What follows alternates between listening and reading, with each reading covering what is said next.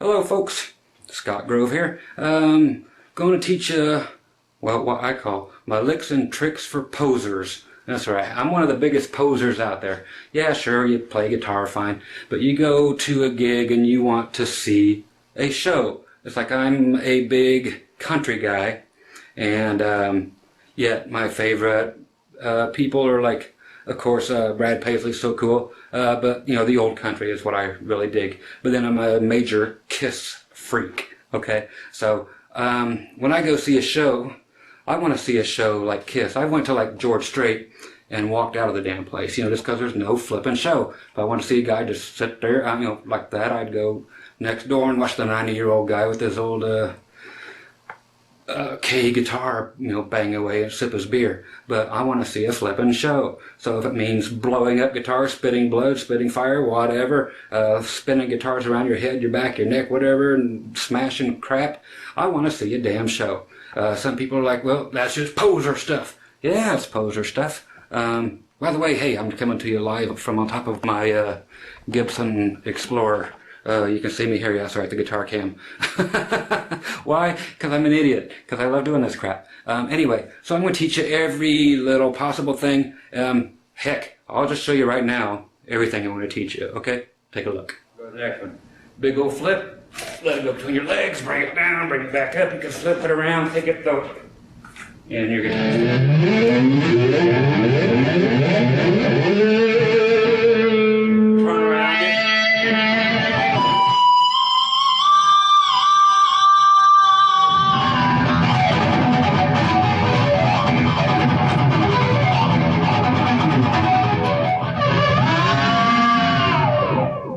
Shoulder and sling it around your G string. Okay.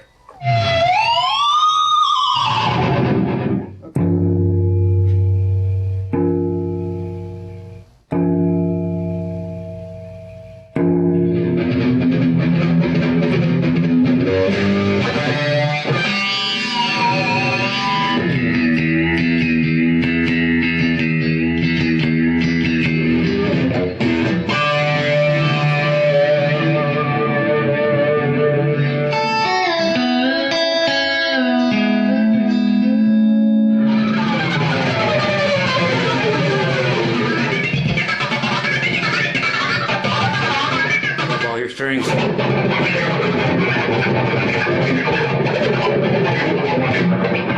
Do the strap, spin, put it back on.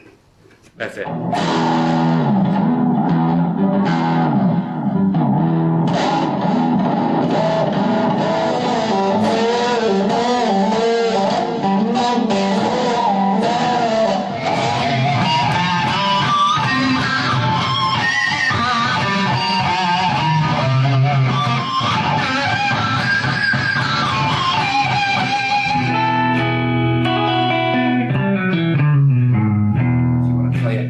This, you know, shove it right between your crotch and do it underneath and stuff. You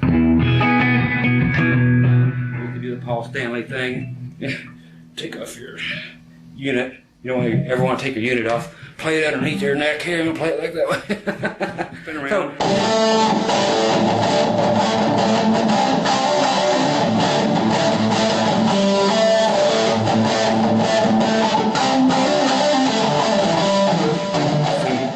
Monotonous little lick so you can concentrate on dropping your guitar.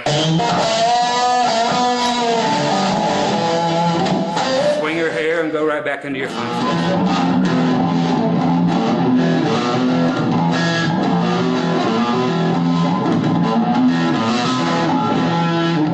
Okay, and then you can grab it and shove it and hump it and do all this cool stuff that's gonna really impress the chicks. Okay, and then again.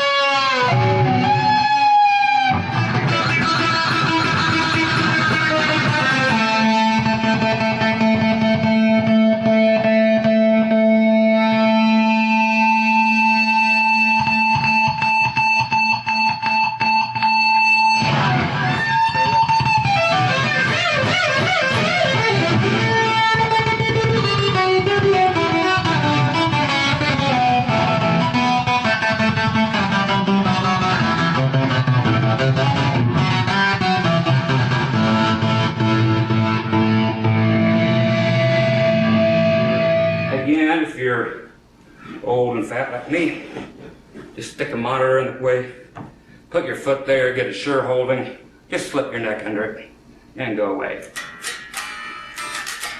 Okay? You grab it, it comes back forward. Okay, how was that for fun? Okay, so I'm going to teach you all that and even some more. So it's just all the stuff that makes things cool. Most people listen with their eyeballs. It's just the way it is.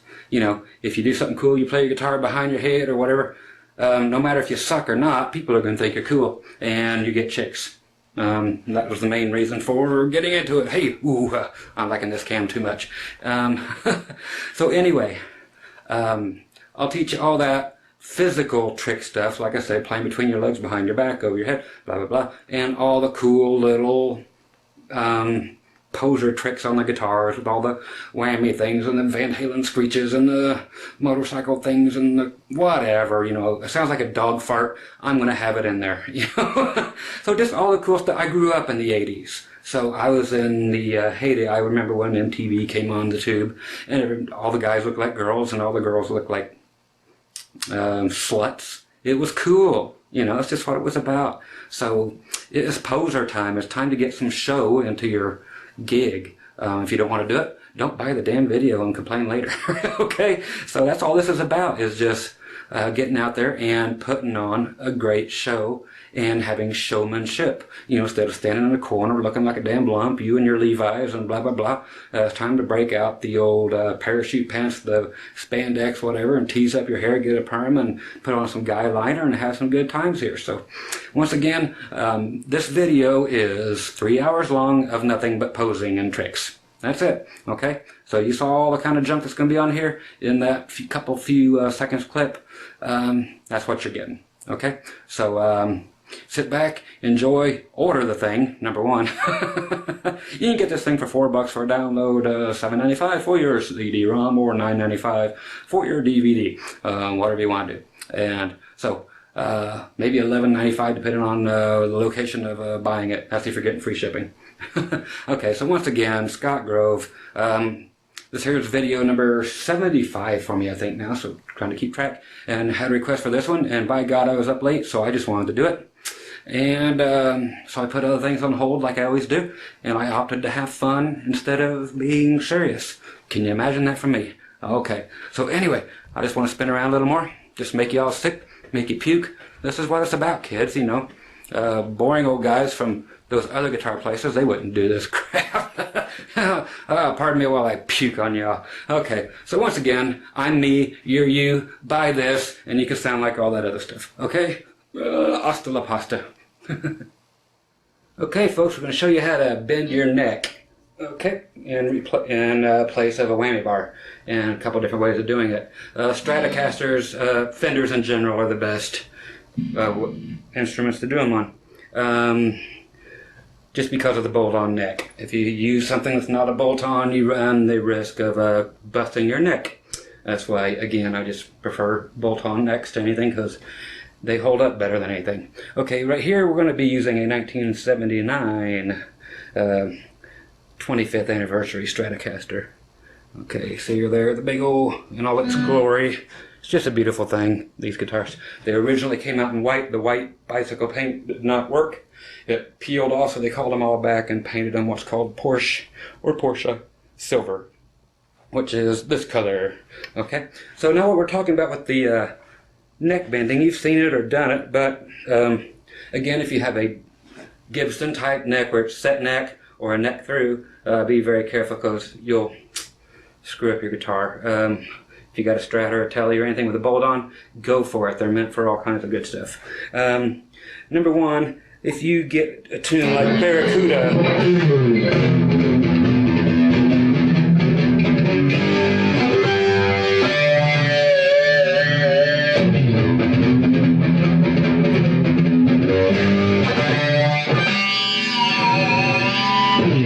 you're like, well, why wouldn't you just use the whammy? Because it makes your guitar go out of tune. This actually don't, for some reason. Okay, so you can bend your neck. By doing this, I'll do it in clean mode. Okay, Okay, what you're doing, grab the horn. If you got a strap, grab the horn here, the top, or if it's heli, just grab the top of the body, and then grab the back of the headstock. Don't grab it, just grab it. Yeah, don't grab it, but just grab it. Push right here. Okay, so you're going to be pushing away from you back here. You're not going to grab anything or tug. You just grab it right here at the end, where the end of the keys are. Just put 3 fingers back there. Okay, grab this and push it towards you. So now you're trying to bend the guitar in half. So now your guitar will kind of get away from you like this, which is fine. You're just bending the guitar just enough to do a whammy. So you're not even doing a half step, you're doing like a quarter step. So from, so there's that much. I take it to extremes because I know exactly how far they'll go before they will crack. Okay? Okay, so you add the harmonics and do your stuff, and it sounds really cool. Again.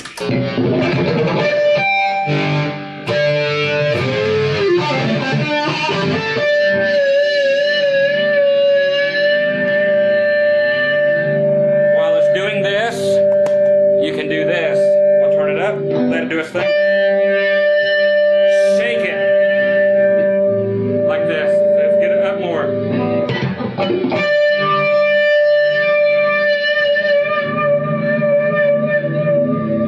Okay, so if this thing's going to feed back, let's find a note that'll feed back.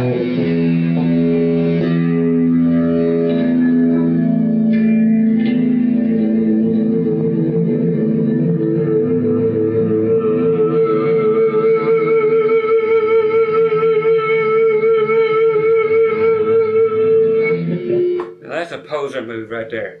Okay, so you pick it up. If you get some junk happening where it's going to feed back on you, lift your guitar up, shake the holy bejesus out of it, and milk it. Make some money. Everybody's going to be thinking you're Hendrix or whatever, man, because it looks cool. You don't look a fool, you look cool. Okay? The other thing, okay, so you got that. You can use it in any damn thing.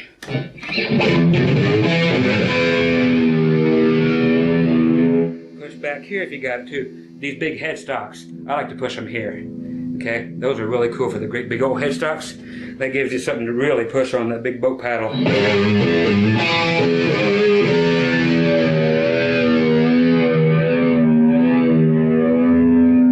Now on the low E string, that gives you almost a whole step, meaning you can take it down to D.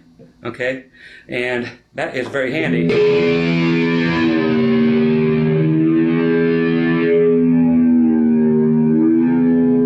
Being, if you're like me and you're a country dude,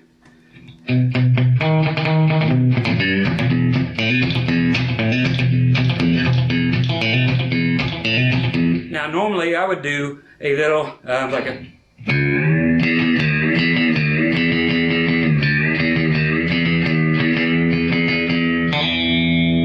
okay, but now I don't have to. Why? Because you can use this on any guitar, Gibson or Fender. Take your thumb, this hurts, but you take your thumb, put it right there, okay, just on the back of the neck, anywhere you can find it, and your fingers are going to be covering everything except for your low E string, okay? So cover up everything but the low E string, grab it down as far as you can, because you want to bend it as far away from the nut as you can, so you try to get as towards the end of the guitar as you can with your thumb. Your thumb is going to push, again, away here, and you're going to push inward, like try to fret as hard as you've ever fretted in your life, and try to snap the neck off your guitar. Okay, again, Fender probably be better for this, because Gibson necks, they fly off at the drop of a hat, so be careful. Fender guitars have at it. Okay, instead of doing that, I did it with the, do it here.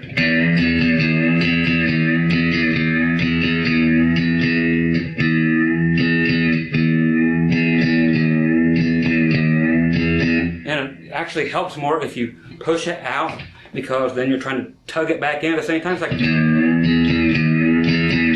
it actually gives your neck a little extra throw because they like to flop back and forth. Yeah, we know what that's like, right, guys? Yeah, you got it. Okay, so instead of having to retune your guitar, make sure it's right, you could push out with the thumb, push in on these guys, throw that neck out when you're trying to do the...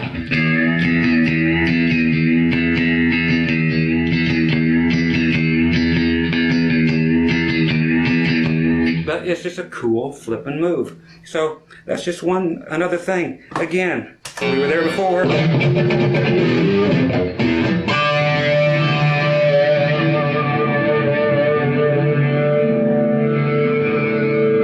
Feedback, baby. Have at it. Okay, so just have at all the neck bending you can do. It's just such a cool thing, and it's there to be had, and you're not going to go out of tune even as much as if you even touch this whammy bar slightly. This ain't going to take you out of tune. Your neck's not going to move out of place.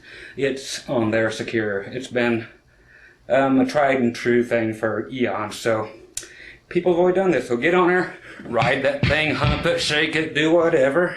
Make a show out of the thing. Hey, dang. I'm not mad at you, I'm just trying to teach you something. I'm passionate about being a poser. And I'm fat, that's why I'm breathing so hard. I gotta lay off the zingers, man. Oh man, oh man. Give me a big old peanut butter nanner sandwich. Okay, so anyway, neck bending 101 right there for you. Provided again by, I know, you're tired of seeing all these guitars. 1979 Fender Stratocaster 25th anniversary. Anniversary? Yes, anniversary model. Okay, more fun junk right now. Okay, folks, now we're going to talk about, this here's an old trick. Everybody does it. This here's just for those of you who don't know what it is. We'll be doing this on a lovely Gibson Les Paul traditional pro guitar. Very cool. It has some coil splitting via your volume knobs. Anyway, to achieve this, you need a guitar that has a volume knob for each pickup. Okay, whereas Stratocasters and so forth won't. Most guitars that have 4 knobs, you're going to have two volumes and 2 tones. Okay, for the little trick, supposedly that we call this, it's just a toggle switch, kill switch is what we call it. So we have our toggle switch here, and all we're going to get out of it is this for the most part. Okay, so.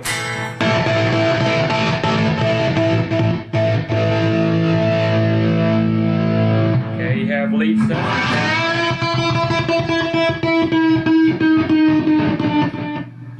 So you get those type of effects. The way this is done is simply by turning off either one of the volume knobs, but not the other. So what I have done is turned off the volume for my neck pickup. Okay, I'm going to give this just a pinch of juice down here. Crank it up. And I just want to get a little bit of feedback if I can. And like I said, if you actually turn off the volume to your neck pickup, whether the toggle switch is in the middle or up, for your neck pickup where it says rhythm, if you're using a Les Paul, anything else, it's whatever, it might have a ring on it, it might not, it will be off. Your guitar will be off in both positions. Okay, so I'll turn the volume up, we have nothing. In the middle, we have nothing. But then when you push it down, even a little. Or you can crank it down and back up, so just giving it a shake will create an on and off switch, basically. So that's it. People call it a kill switch. It kills everything. Okay, so it's, by kill, I mean it silences the guitar. How is this in any way useful? People like Ace Frehley from Kiss was the king of the kill switch. That's just what his thing was. So he played.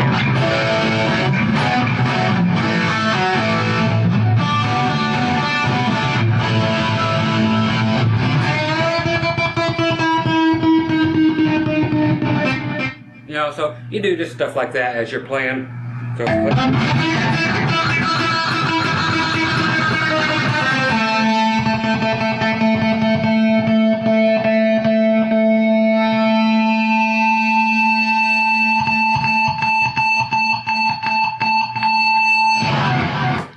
you're doing a feedback thing, you know, reach around, point your guitar towards your amplifier, it will feed back. And then you can start doing the kill switch. And it's just very cool. You can actually use it also as you're playing as just a form of, some people, they'll do their volume knob thing, you know, like that.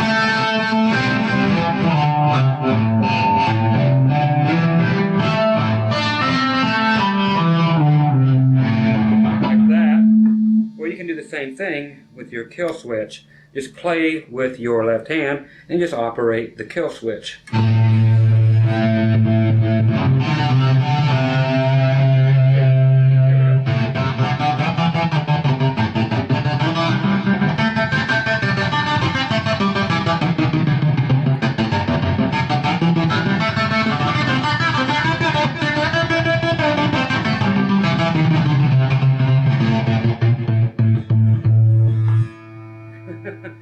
Acoustic guitars ringing all over the place in here too. But you can see you can use it in all kinds of different ways. Heck, let's just keep going. Okay, so they're just real cool.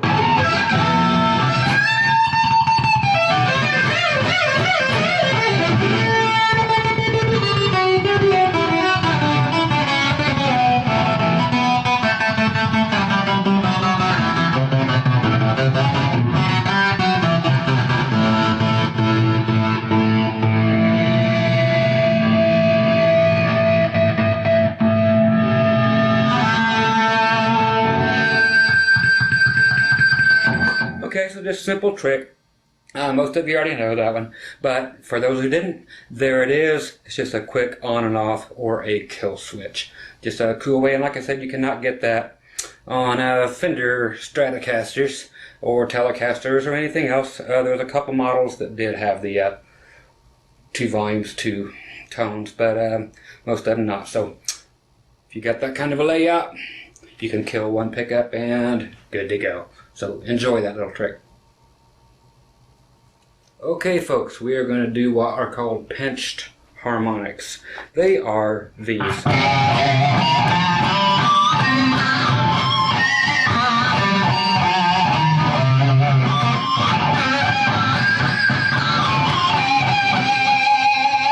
Okay, so you can get those really, really high notes out of playing way down low and get a lot of different just harmonics by staying in one place, and it's just a matter of where your hand goes. I'll show you all of this. Okay, what I'm using here, just because it's fun and it's guitar day, you won't see many of these. The Fender Katana. This is, yeah, no Squire thing. Check out the headstock, very different. And it is kind of a Jackson Rhodes type of thing, but they did put a little lump in the body there, connects right back here. Cool axe. And of course got the whammy and the whole nine, you know, their big heavy metal attempt. So you don't see too many of these around. Little tiny shark fin inlays on it. So interesting guitar. On the bevel down here it's actually painted silver. That's factory. So just cool guitar. On these pinched harmonics, what the main secret is your right hand. Okay, so what you have to do is to hold your pick, basically, as I'm doing here, you're getting onto the side of the pick, and what is going to happen is part of your pick, part of your thumb, and part of your flesh of your thumb, all 3 are going to contact your string as you're picking at the same time. Okay, so that is something that has to just simply be practiced. Again, right here, I'm going to be hitting it right here with the side. You can already see where I peeled away some of the meat on the side of my finger. Yep, that'll happen to you if you haven't played in a while. I haven't played in a while, so that will happen. Okay, you're seeing this ugly fingernail from a finger I actually chopped off when I was 13. Isn't that pretty? But that's what I get to point to you with. So welcome to the freak show. So you hit it with the meat of your thumb, with your thumbnail, and your pick all at the same time. I will throw on a little dirt. That's a lot of dirt. I'll throw on a little dirt. Okay, I'm going to go to right now just 2nd fret, so just an A note, on your G string, 2nd fret. But I can get all this by doing pinched harmonics.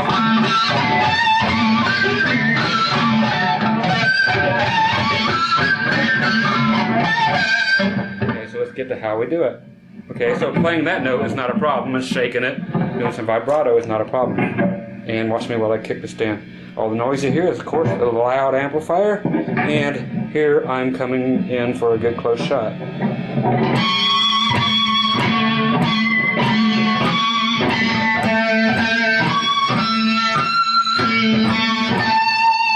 So I'm moving around trying to get different harmonics to come out of it. So I know already there's one going to be here, there's going to be one here.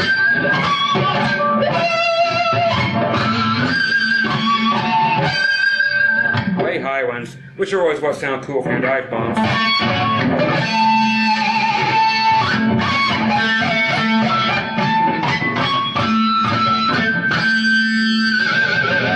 Those are the ones that sound really cool for your whammies. So again, it's just a matter of trying to hit your pick, your thumb, actual thumb, and your thumbnail all at the same time. And it's on the side of your pick. It's not on the tip of your pick, it's on the side, like this. And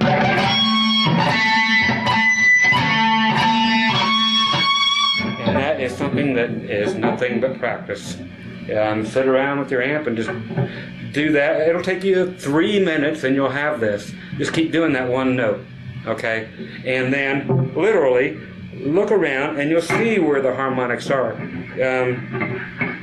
Because you'll start hearing them. Okay, there's one right there, right directly between my 2 pickups. It's always going to be this one. I know there's another one right here at the end of the 22nd fret. Okay, so if I go to the 22nd fret, go right above it, and then go one more, like the 25th fret. So if there was a it's a 22 fret neck. So go to 22nd fret, now go where the 23rd fret would be. There's one between the pickups. So just look around for where your stuff would be. And it will happen all over the place. You'll just get used to it. There's no way to teach this other than to show you what to do with this hand. And then you get to just screw around with everything. And that's how Billy Gibbons of ZZ Top, and well, this is how everybody gets those. So he's the one that incorporated this so heavily into the early playing at the DeGuelo album and so forth. But it was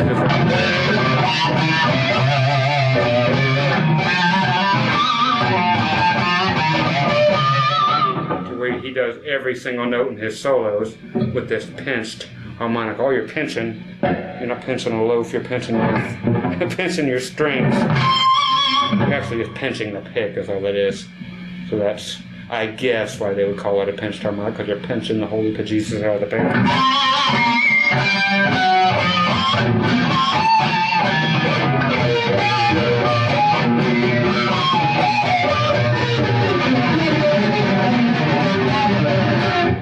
All the way up and down the neck, and just look for cool stuff. But you'll start to find that once you find a cool place, that's a cool place, that you will start mimicking it down here. So say I play, you will actually play that like down here. Find that cool place, and you'll actually kind of mimic doing. You'll actually kind of mimic where your position is to get your squalls out of it.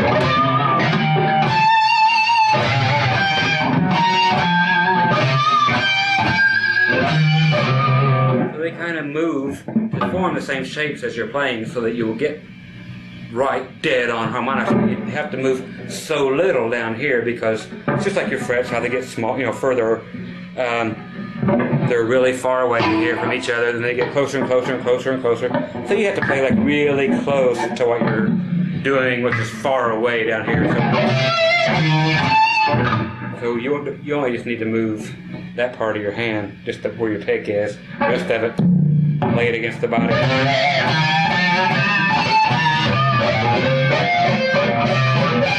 And unless you're going to be searching for it. And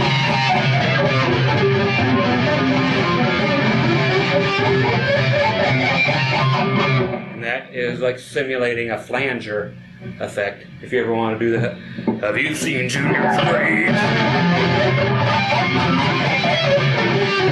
You know, so you can simulate things that way. Okay, so that is basically your pinched harmonics. They can go anywhere, so you're not actually tapping harmonics.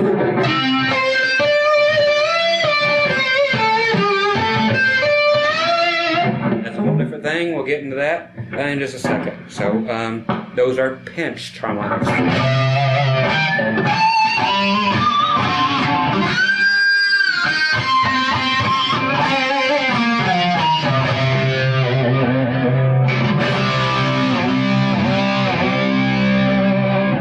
Again, that's the Fender Katana. You gotta love it. Okay, on to the next stuff. Okay, now we're going to do the tapped harmonics. I kind of laid on this earlier. These are completely different. What we're using here is a Gibson U2. Not named after the band U2 or anything else, but that's what we have. So it is 2 single coils and a humbucker, which is splittable. Right there, and the nice binding on it. Guess where Fender got the design for their Aerodyne straps? Jeez, I wonder. Here's a Fender Aerodyne strap. They later came out with no pick guard and with humbuckers, exactly like these. So go figure. They all copy off each other. Okay, so with the tapped harmonics, what that means is you are simply doing this. I'll give you the sound. You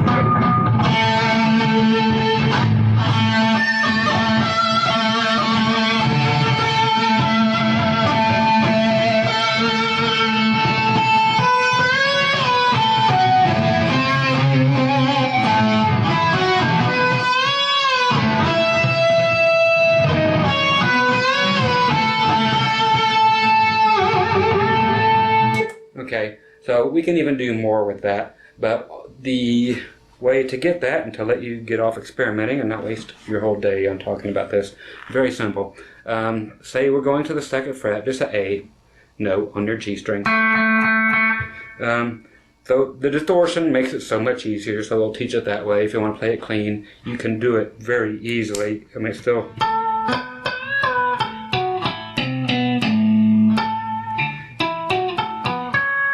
Okay, so, but with the distortion, it really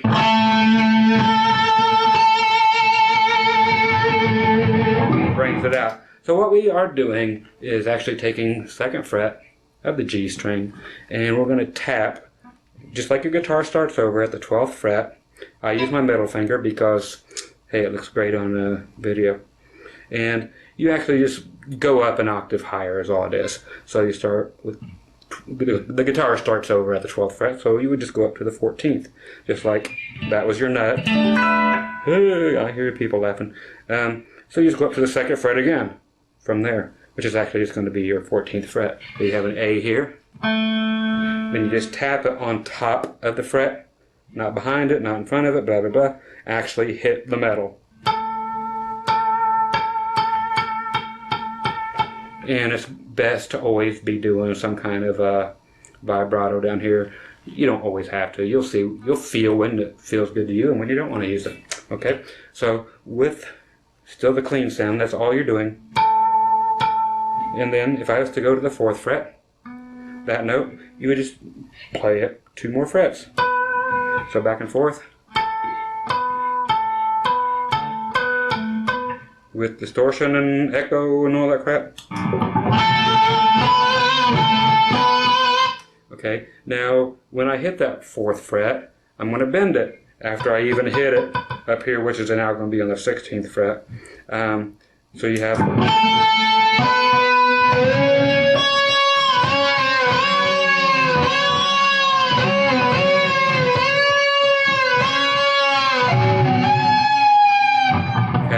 So I hit it and I bent it, and then I went searching for other notes that will give you different harmonics. Okay, so it's not always going to be just an octave higher.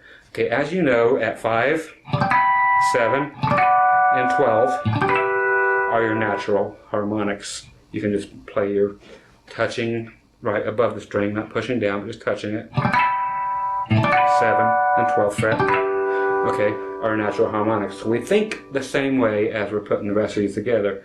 So since we're going to the 2nd fret, now it would actually be, instead of 5, it would be 7 with a distortion.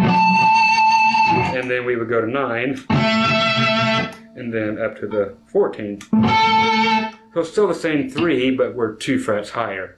So then you think that again.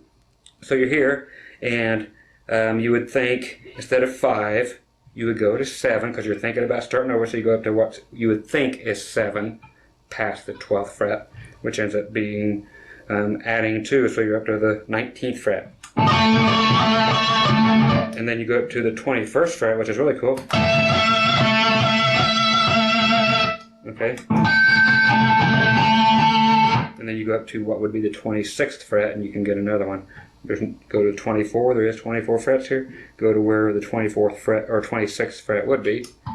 And you're way up there again. So use that same concept so you can go everywhere. So what I was doing a minute ago, by doing the bend on the 4th fret and bending it up and hitting here at the 16th fret,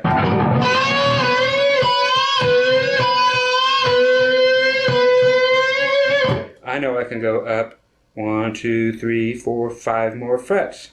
So up here to the 21st fret, and that will give me a screaming harmonic, which begs for the whammy bar. Okay, so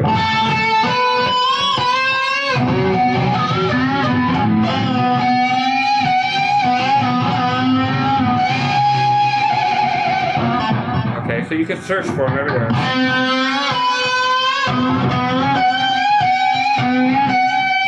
So that's the 22nd fret. I have bad math. So that's 22nd fret if you're actually here on the 4th. Okay, so you're bending on the 4th fret, hitting the 16th fret. Then up to the 22nd fret.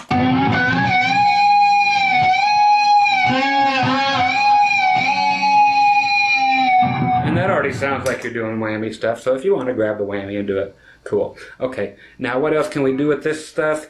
Everything. Every note you play, you can play with these. Okay, even if you're way up here, just doing on the 7th fret, doing your D string, G string, B string, playing just a regular D chord. Do that, same thing, but up here you're going to be at the 15, 17, 18, 19th fret to make it the same, because you're at the 7th fret here. You just go 7 frets past here and add 2 to it, so that gives you 19 instead of that.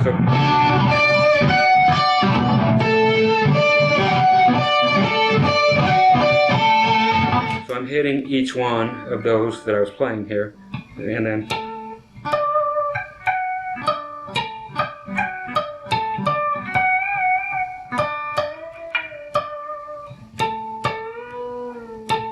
so do all your bending stuff, you do them all on that fret.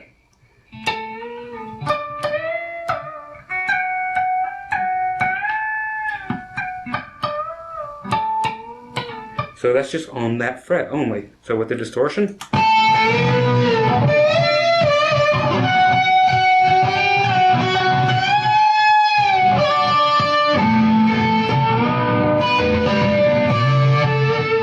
grab 2 together. Okay, so there's so much that can be done, but just know that you can mimic everything you're doing an octave higher, or get within the frets, even down in this octave, you can get there. And that's our A note, so 2nd fret G string, and then I'm just tapping on top of the 7th fret, 9th fret, and then finally again back to the 14th where we started. So you have all those other places where you can grab them. So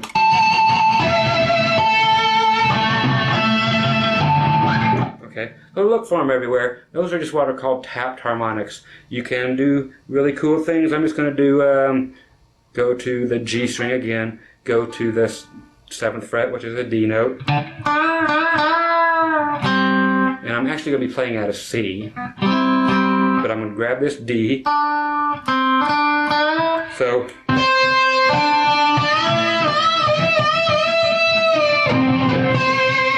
I'm actually just tapping on the 5th, or what would be the 5th fret, so it's the 17th fret up here. Now we're going to the 7th fret on the G string, so we'll move it up 2 more frets. Then bend it.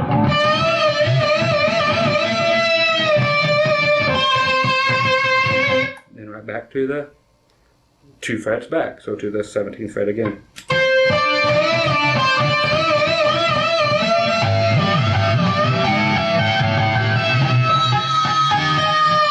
Okay, so that's just some very simple examples of how to do it.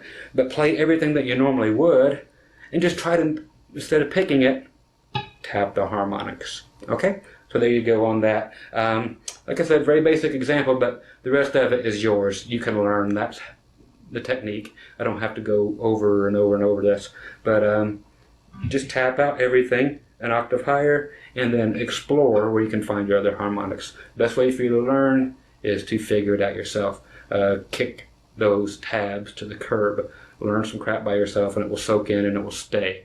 If you read it, you forget it. Okay, so when you learn it on your own, it makes a big difference. I'm just here to help you, not to give it away and then let you forget it. I'm here to help you actually learn stuff for yourself. So dig in, find the harmonics everywhere, but you can start by doing just the octaves, and then mathematically add that 5, 7, 12 fret, and then you can figure all those out, and then because everything changes with each note you do. So find out where they're at, have a ball. Those are really cool, and like I said, the distortion and the delay and everything, add a ton to it. If you're doing it clean, you have to get it really, really loud to get it sparkling clean, but it can be really pretty and cool for that too. Okay, so enjoy that, have fun, and again, once again, the Gibson U2 guitar here to show that one. Alright folks, prepare to get blinded. Oh, that'll do it. There you go. Okay, going to show you some fun stuff here on the Menaric, or Menaric, however Menaric pronounces their name that particular week. Inferno Cherub. So here's the Paul Stanley type version, you know, the shattered mirror version of the regular Inferno model. Probably one of my favorite sounding humbucker guitars of all time, next to my reverse flying V. Yeah, I like it better than all the Les Pauls and all that other junk. So, yeah, just a great...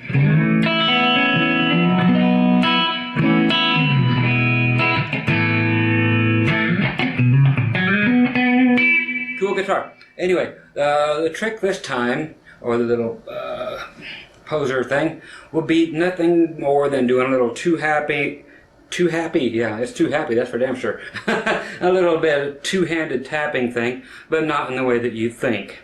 Okay, a song called Call Me the Breeze by Leonard Skinner did not do this in it, but every time I go to start the song, I just always have to do this. You've seen people probably do this before.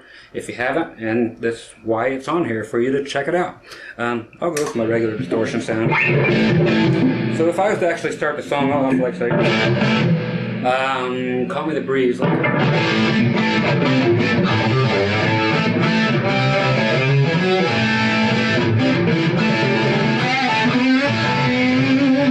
so before I would start that, I would actually gear up into it, like almost like I was riding a motorcycle, but backwards sounding somehow. And all this is this sound.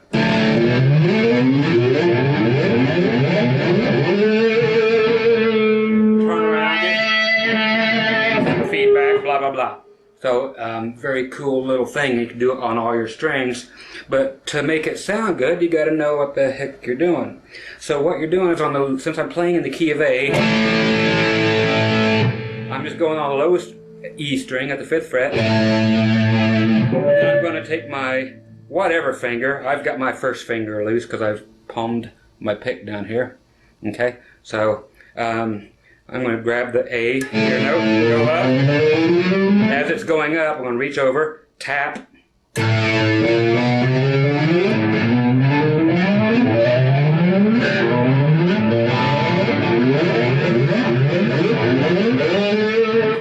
just keep doing that. So what you're doing is continually tapping on top of the 5th fret. And by the time you reach up here at the 17th fret, which is your A again, your octave. So you're taking your hand basically and trying to listen for that each time you go.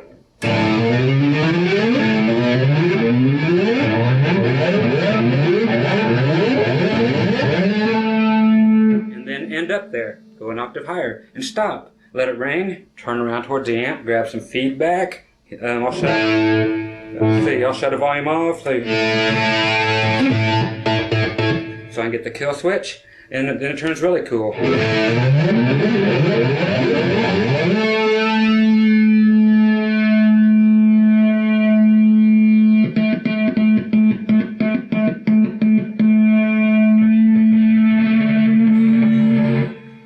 So you can get all kinds of crazy stuff, but depending on, you can use it anywhere, of course.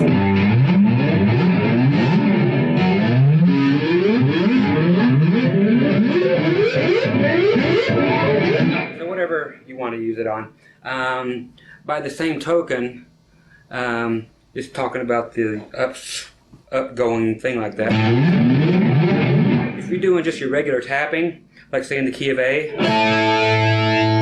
okay, so that's right, we're in the key of A. So key of A, you're here at the 5th fret doing your 5, 8. So 5th, 8th fret, hammer on, pull off on your B string. And you know that after 8, you'll be putting on the 10 with this. There's the old trick of just taking that finger after you lay it on there and sliding it up that way, but really quick. So you get that sound. So it's based on that, so that's where it came from. But that's it slow.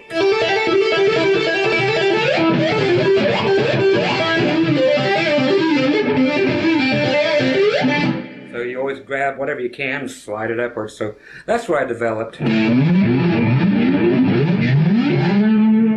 that whole thing from, was that. Okay, so that's basically it. Just a nice simple trick. But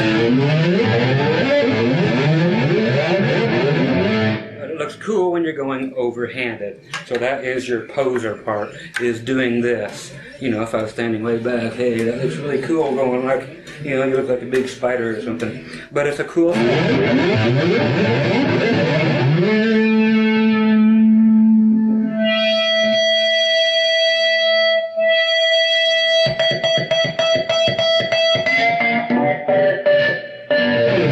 Okay, so definitely poser worthy. Once again, the Minerick Inferno Cherub cracked mirror guitar playing that little role for you. So enjoy that, make a lot of noise, and have a flippin' blast. Drive the neighbors nuts. Okay? Here's light in your eyes. I need brighter lights. Catch you on the next one. Okay, folks, we're going to do some behind the nut bends a la country style. Of course, a la anything, if you put distortion on it. We'll show you that too. Okay, today we're using, yes, another custom made from the ESP custom shop. None of this LTD junk. Now you call me Big Daddy. Why? Because I'm black from the waist down. Now there's a whole different story. Anyway, cool axe. Hey, check out where they put the input, or the output actually, I guess. How's that for extremely brilliant? Okay, so it gets it out of the way. You won't find that on any other guitar. Just cool as it gets. Okay, so on to the lick. Anyway, all these are behind the nut things, and let me move this whole unit back a little bit so we can see what's going on, since we need a headshot. Being behind the nut, we're going to do things like,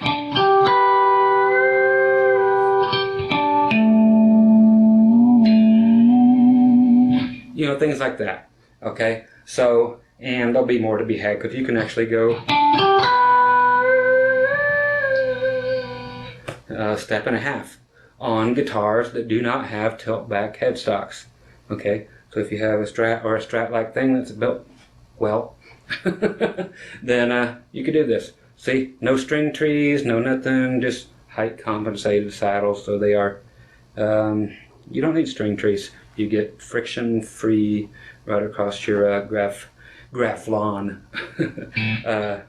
nut there. Anyway, so what these are if you do harmonics at the 12th fret, okay, all these are going to be on your D through G string. Okay, so that's my 12th fret, D string, G, and B. Now I'm going to bend the B string above the nut. Okay, so I'm just going to go up here and grab it and push it down to half step, meaning 1 fret. And then bring it back to where it was, let off of it. And if you bring it backward, you can, being picking backwards, pick it all the way down to the A string. And the A is not going to sound right until you bend it into place. Then you're going to have to go over the top and grab a string or a finger or two and push down on the A string behind the nut, a full step, which means 2 frets. So you have, then backward,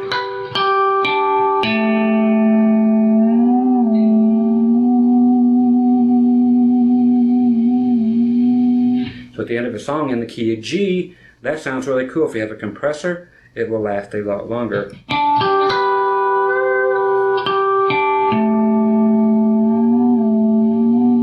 Okay, one little correction, when coming back, do not hit the B string. So D, G, B, B string, back, then G string, D, A,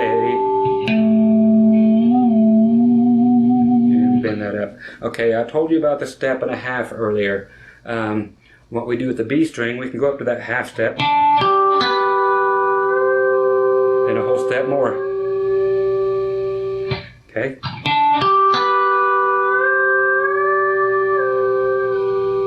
Okay, so that's actually pushing it down. If I was to quit doing the harmonics and just let you hear this.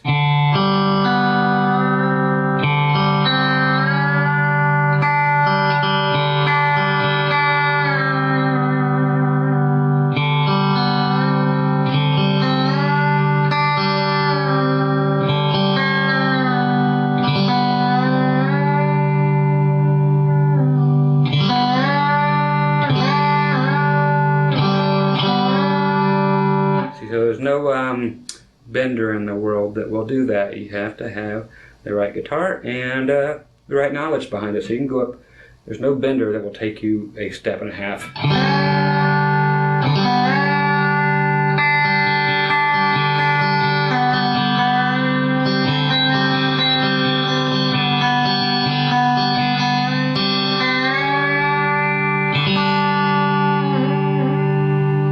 And how cool is that? Okay, that's basically it. If you want to do it with the distortion, okay. Okay,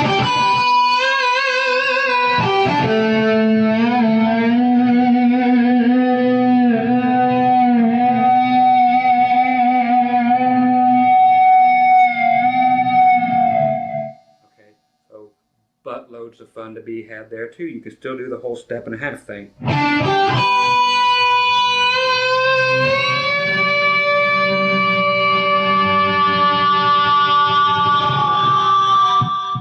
Okay, so you can mess around and have a lot of fun over top of the nut there. Okay? So we're doing it in D at the 7th fret.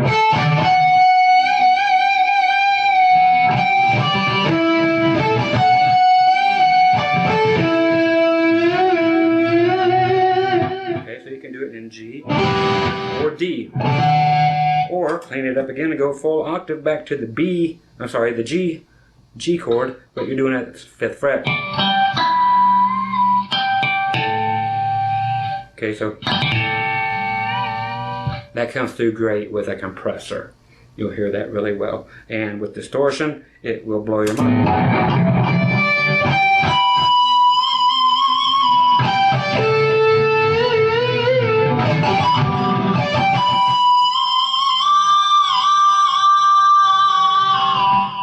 Okay, so you do that whole 1.5 steps thing on a guitar that's built to do that. With all the ones with the tilt back headstocks like a Les Paul or any other guitar that has a tilt back headstock, you cannot get this. Okay? Just plain and simple. It's the way it is. You can go up just a little tiny bit, 1/2 step, and that's it. You can't do any of the other stuff. So you have to have the right gear for the right trick. Do that on on a Les Paul or something.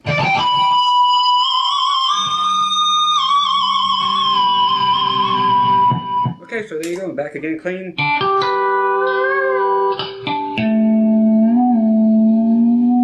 Great for the end of a good old country tune. Yeah!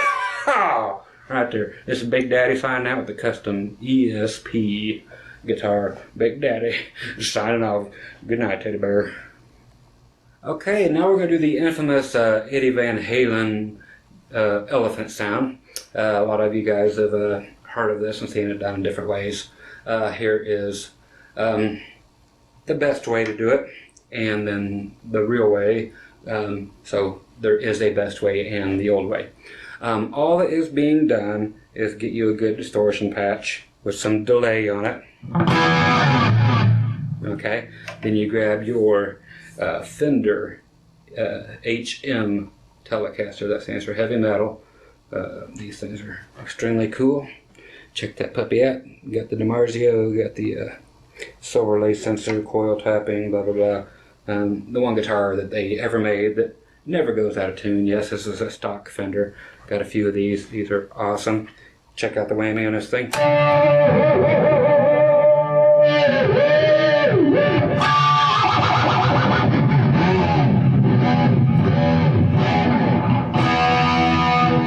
Comes back in perfect tune. Let any other guitar, any other Fender do that? No, I don't think so. Anyway, so for the Van Halen thing, what three things do we need? Okay, we need that sound with the distortion and the delay.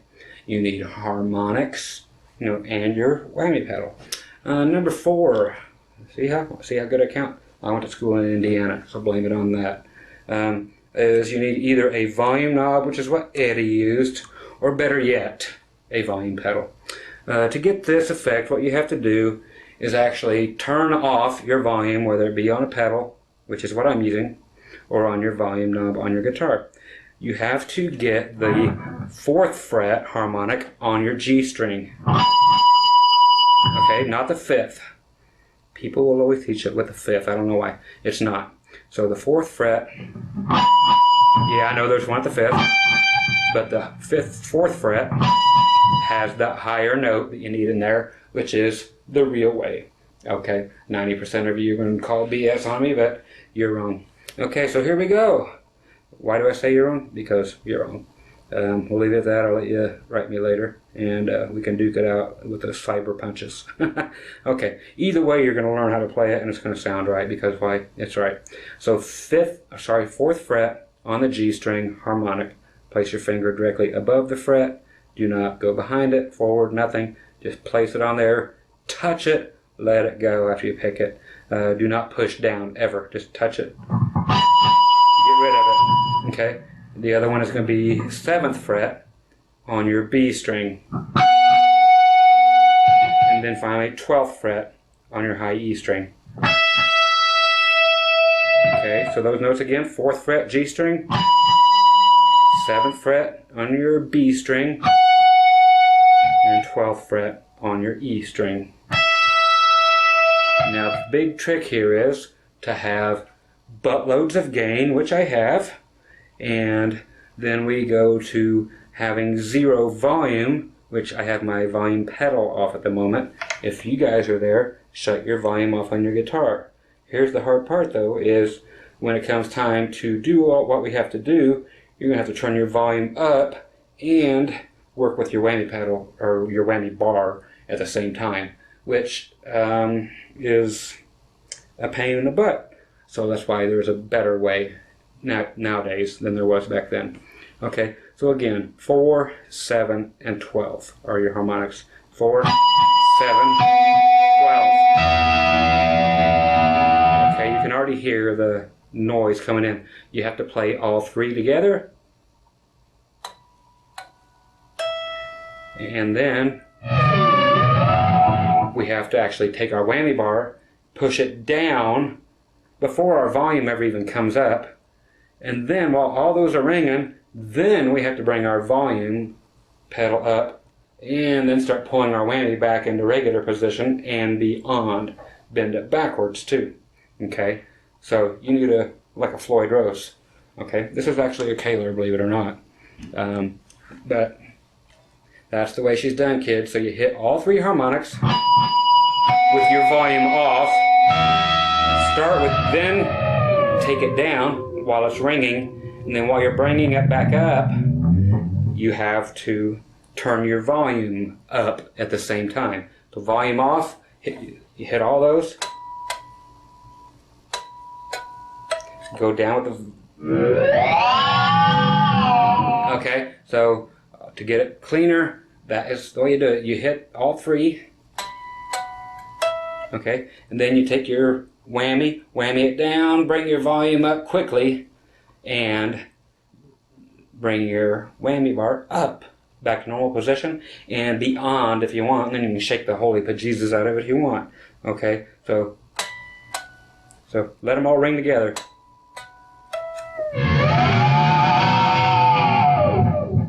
And then kill your volume again, or keep playing. But that's the way she goes. Okay, so I'm not doing the volume knob. It sucks. If your volume knob's in the right place, mine's not. It's way back there. I'm trying to use the whammy here. So if you have one that's close to your volume knob, cool. Otherwise, get a volume pedal and make it easy. So once again, everything's silent. 4, 7, 12. G4, B7, E12. Let them all ring together. Bend down. Bring it up as you bring your volume up. And then I'll go crazy with it.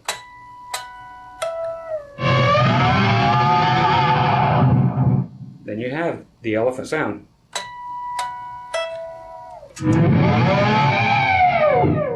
Okay. So there's the Eddie Van Halen elephant sound. That's all there is to it.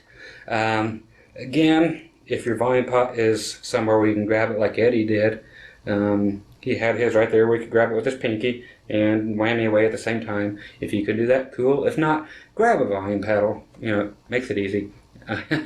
Okay, well that's the secret to that. A lot of people already know it and have taught it, but it's a great effect, and it's why it's here, because it sounds like a flipping elephant. It don't sound like anything else, so it's an effect, so it qualifies very well for this video. And once again, the Fender HM Telecaster.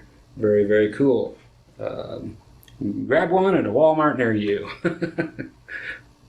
Okay, kiddies, what we have here, just for fun, this is a old PV American-made Mystic guitar. If you're ever going to spend money on a guitar and you want something of major quality, grab yourself an old PV made in America. They kick butt over all of your Epiphones and all your Squires and all that junk. They just do. They're all made in America, and they're better sounding and they're better made. So just a quick plug there. PV made all their T series or T60s, T25, 26, 27s, blah blah blah. They're even their Predators and that kind of thing are just so much better than what you're buying out there, and you can get them for like $200. Okay, even this one you can get for like $200, $250, and it's amazing. It's built better than anything that you probably have. Cool guitars. This thing we're doing here is just on your low E string only, but it is the epitome of cool effects. Again, it's using harmonics, and it is nothing more than, let me show you this. It's just plucking on the low E string back here by the bridge, so you're all the way back here, just going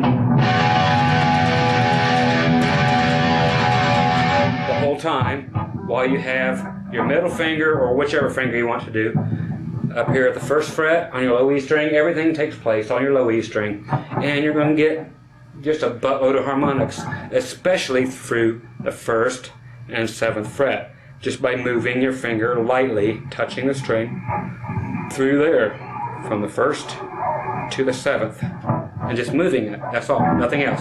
So you get this.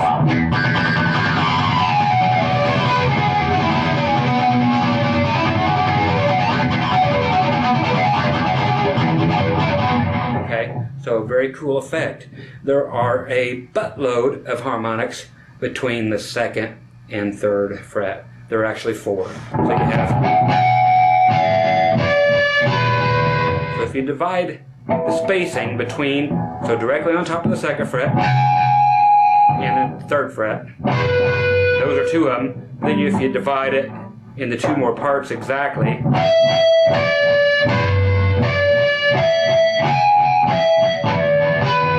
so there's 4 harmonics right there. You can use those as whatever you want to.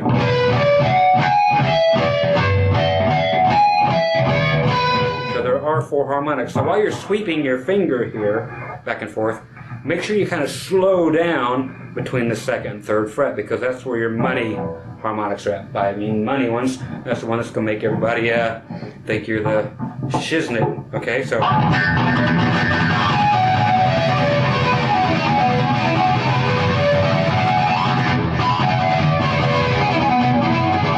now you can go the whole length of the neck if you want to look cool.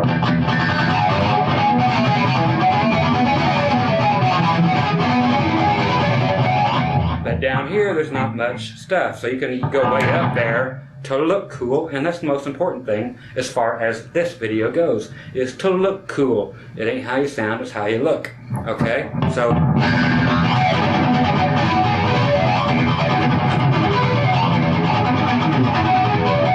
it always come up right here, even down from the 5 to the 1 fret to the 1st. That's where your money licks are at. So get back here as soon as you get done looking cool. Okay, so as soon as you're down here looking cool, just go there just to make it look neat.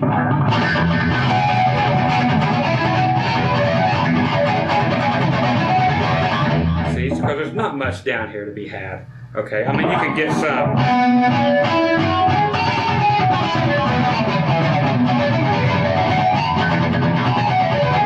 But from that like 2nd fret to the 5th, that's where all your money is. So just a little trick, and have fun with that. There's just cool harmonics. They can be found on, of course, every string.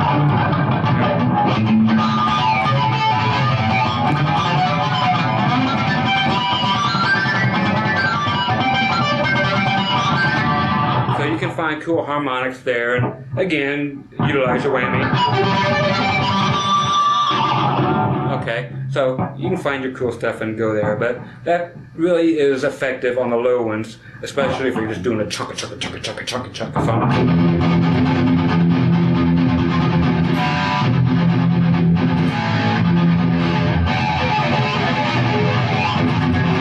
Just to throw it in, there's a little context for you.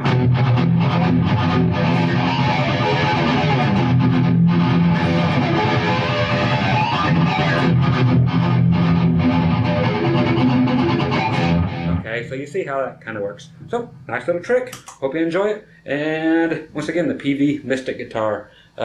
Just how kick-ass is that, man? That rocks. And check out all the other PV stuff before you ever spend a cent on a Squire, for God's sakes, or Epiphone. These are, like I said, so much better, but you'll listen or you won't. Okay, live and learn. We're on to the next one. And one. Okay, this one I did on another video, on actually my very, very first video. Great effect though. So for those of you who are not into country but still want a great sound, and you skipped over the other one, shame on your stupid butt. Go back and get that video. The 2-hour country video, the working man country video. There is stuff on there that every guitar player should know, and even though it's taught as country, slap some distortion on every lick on there, and you've got the best licks you've ever learned in your life. Okay, now for the trick. This is one of the tricks that was on there. This here is a train sound. Yes, I know you get sick of those kind of things. Okay, it's not that. It is the bell sound, the actual clanging, this.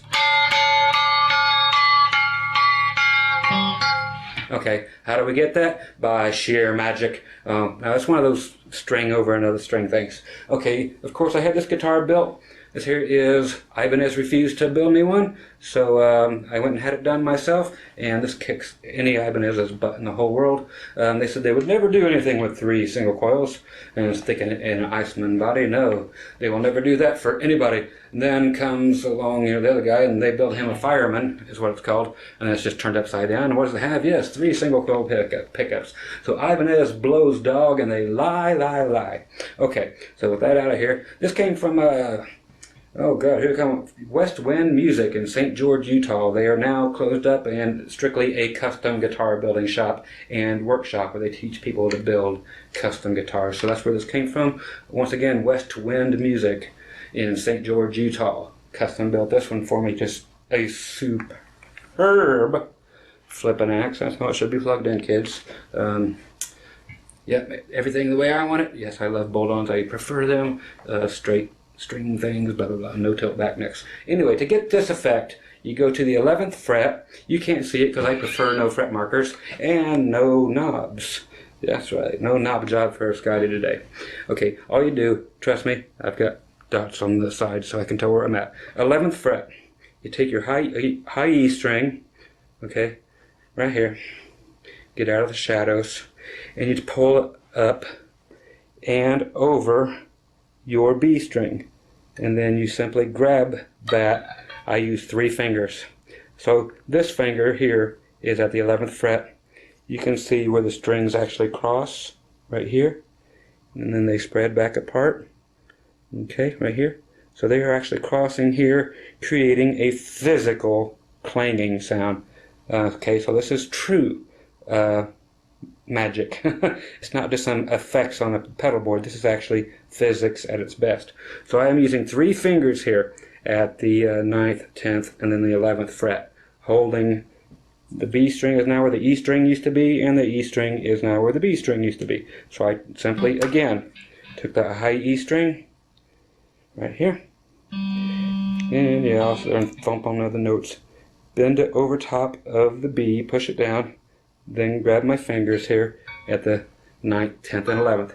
Then you have to bend both of them way up in the air and take your volume pedal, your volume knob, and then you're going to go back and forth on your E string and your B string. So E string and B string, back and forth while your volume's off. And those notes are bent up still. And then start adding the volume and start releasing the bend. And start picking slower. So again, you just grab it real quick, bunk, bank, chank. It's that quick once you get used to it. Okay, so bank, bank, 11th fret, and bend it up. Start going back and forth. Bring your volume in.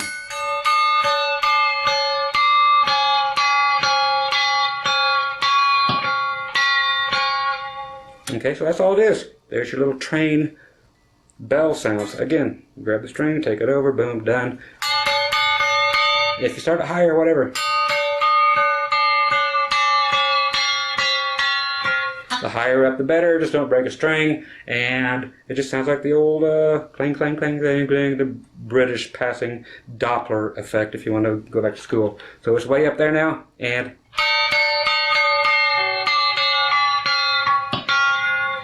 okay, so there you go, the train sound, and once again from St. George, Utah, West Wind Music. That's right, the groovy guitar, the first one I ever had built. Just amazing flipping axe, weighs like in 5 pounds. And it sustains like nobody's flipping business. It's a great guitar. So enjoy that. Clang the day away. Okay? The Ku Klux Klang. I didn't mean that. Okay, anyway.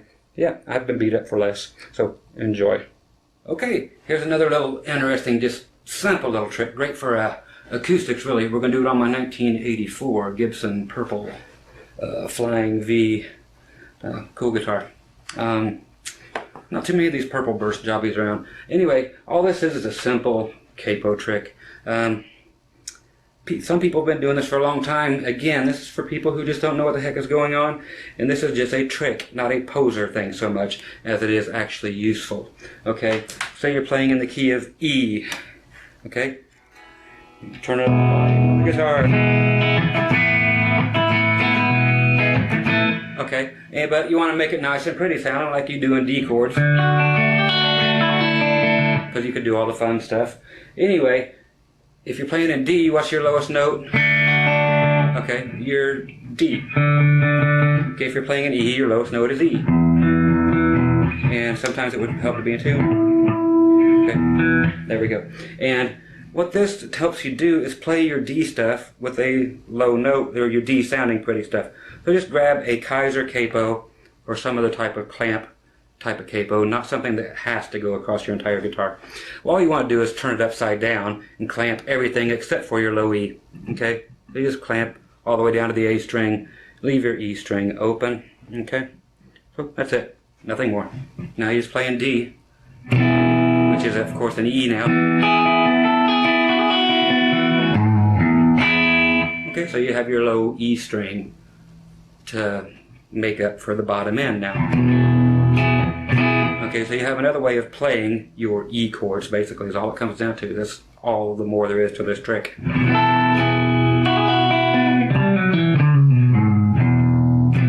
So your E, now is going to be your A, which looks like a G now.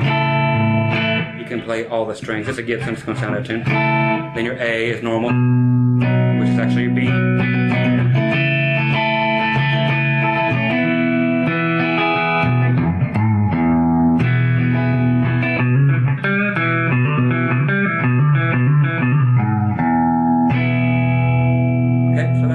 Just a quick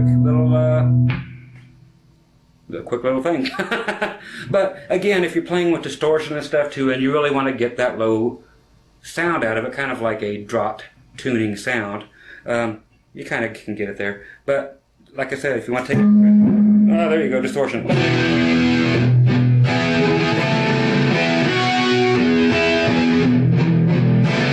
You'll still be able to get that out of it, but because you can't play all those cool little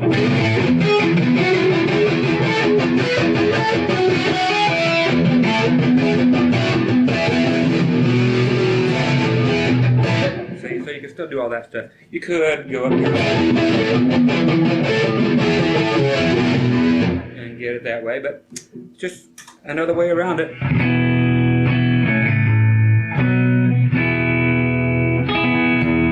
Okay, so just like I said, that's actually not even a poser thing, unless you want to play it like this, you know, shove it right between your crotch and do it underneath and stuff. You can do the Paul Stanley thing. Take off your unit. You don't ever want to take your unit off. Play it underneath your neck here and play it like that way. So anyway, that's all that is. Just the upside down capo trick. You could do this all over the place. People use multiple capos everywhere. They'll put 5 and 6 capos on your guitar. But this is for people who just need a little guiding light. Okay, so just a way to add the low E to your D-shaped E chord.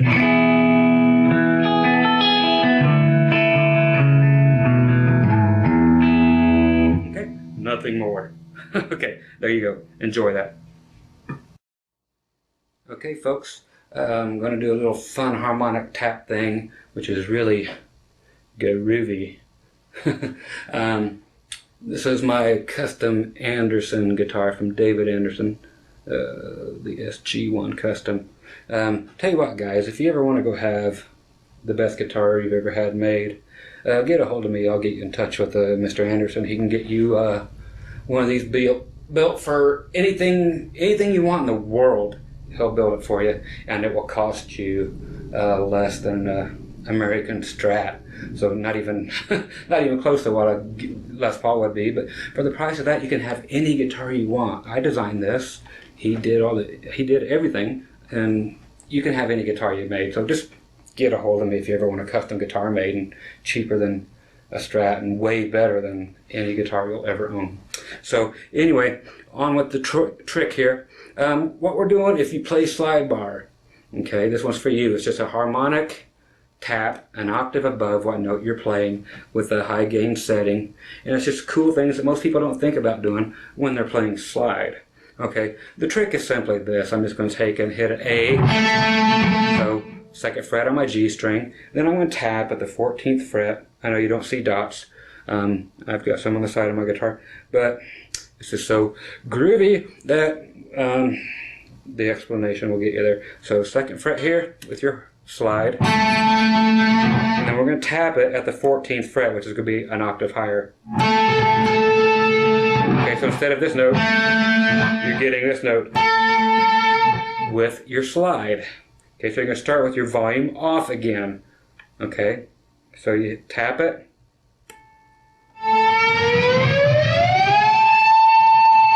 and move it up an octave. That's all this is. I like to take it back to the, the 7th. So like back to the G note, so you get a 7th. So if you tap it, move it to the 14th, and then slide it back 2 frets. Okay, so that is very groovy.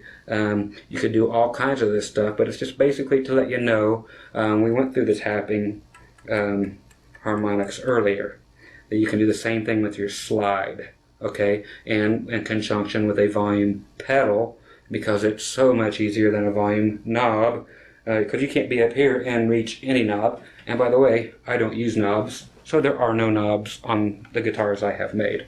So hard to grab a knob that ain't there. And if you're going to grab your knob, get ready to get arrested if you do it in public. Anyway, so you can do it if you do it quick and try not to just show it. So it's really cool.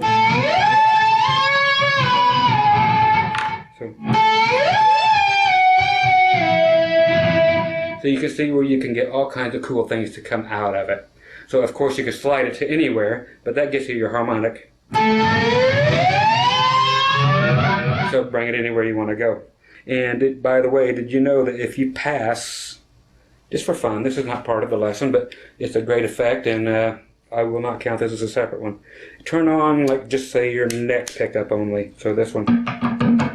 If you take the slide bar or anything, as soon as it passes that, it sounds like race cars going past you. So you can start like right before the pickup here. Take your slide, put it on here, and just roll it. And then once it passes the pickup that's on, as long as it's just the neck pickup, turn these off, otherwise it will not work. So just your neck pickup, and then just pick them all.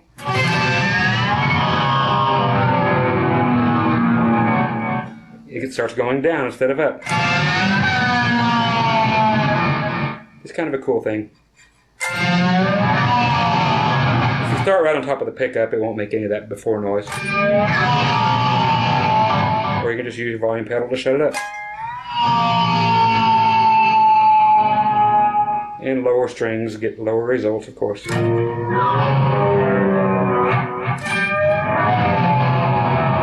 kind of a cool thing. But again, the whole trick was the octave with a slide. Okay, so once again, turn up the juice. Okay, and do the 7th. Just cool stuff. So let me get the actual pickups that were supposed to be on, the bridge pickups. They can go for all day long if you have your amp up loud enough, of course.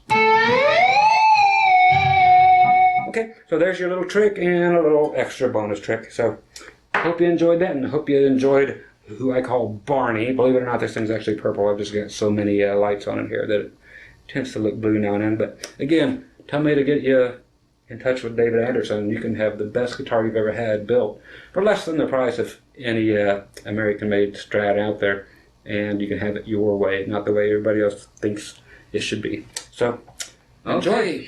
I know you're scared to see my face.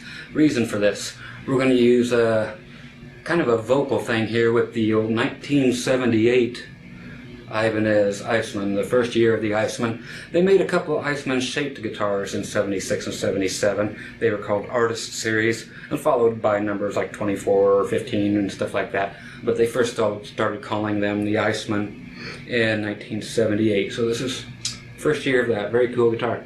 I actually saw this a couple days ago when I was doing some research on doing some of these weird little tricks, looking on YouTube, see if there's anything I've missed over the last 20, 30 years. One guy came up with something interesting. Useful or not, I don't know. But I found it interesting enough to just pass it along because I thought it was kind of neat. Just relies totally on your vocal cords and your guitar. You don't play your guitar, so you can get rid of your pick. Put that down. Kind of a strange thing. What you do is actually turn on, we'll try it both ways, a little bit of distortion, of course, and all you do is simply fret a note.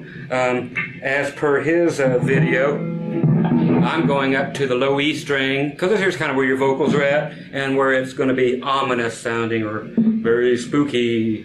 So going up to the low E string up to the 12th fret, and then I'll do like the 14th fret, I'm sorry, 12th, yeah, 14th, and then like 15th, then back to 14th, and back to 12th, just show you what it's about. But what this is to show you is that you can actually change your guitar, or make your guitar actually interact with your voice without a talk box of any kind. So your voice is actually doing something. You don't have to remain silent.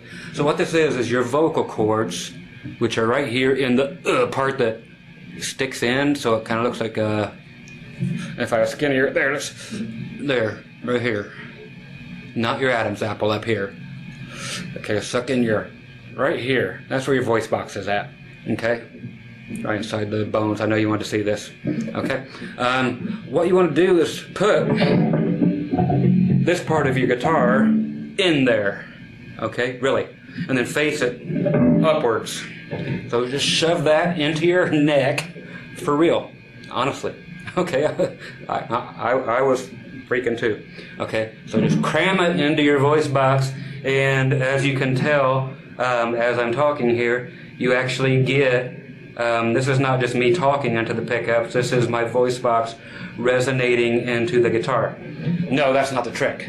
But the trick is that if you actually, like this note, 12th fret, on the low E string, so it's like a doom. If you hum that note, it will make the body vibrate and will trigger that note. So whatever note you're humming out loud, so you'll hear me good and close, and I'll move away and do it so you can hear the actual amplified sound of this. But it actually just makes that string vibrate. So I push down on the note.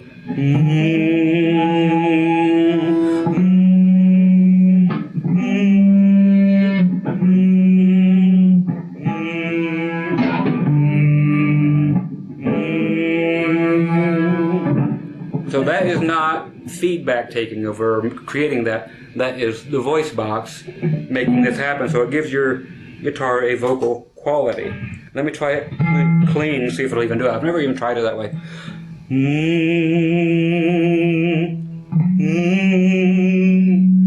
So it don't do it quite like the other one does. So let's go back to some nice dirt.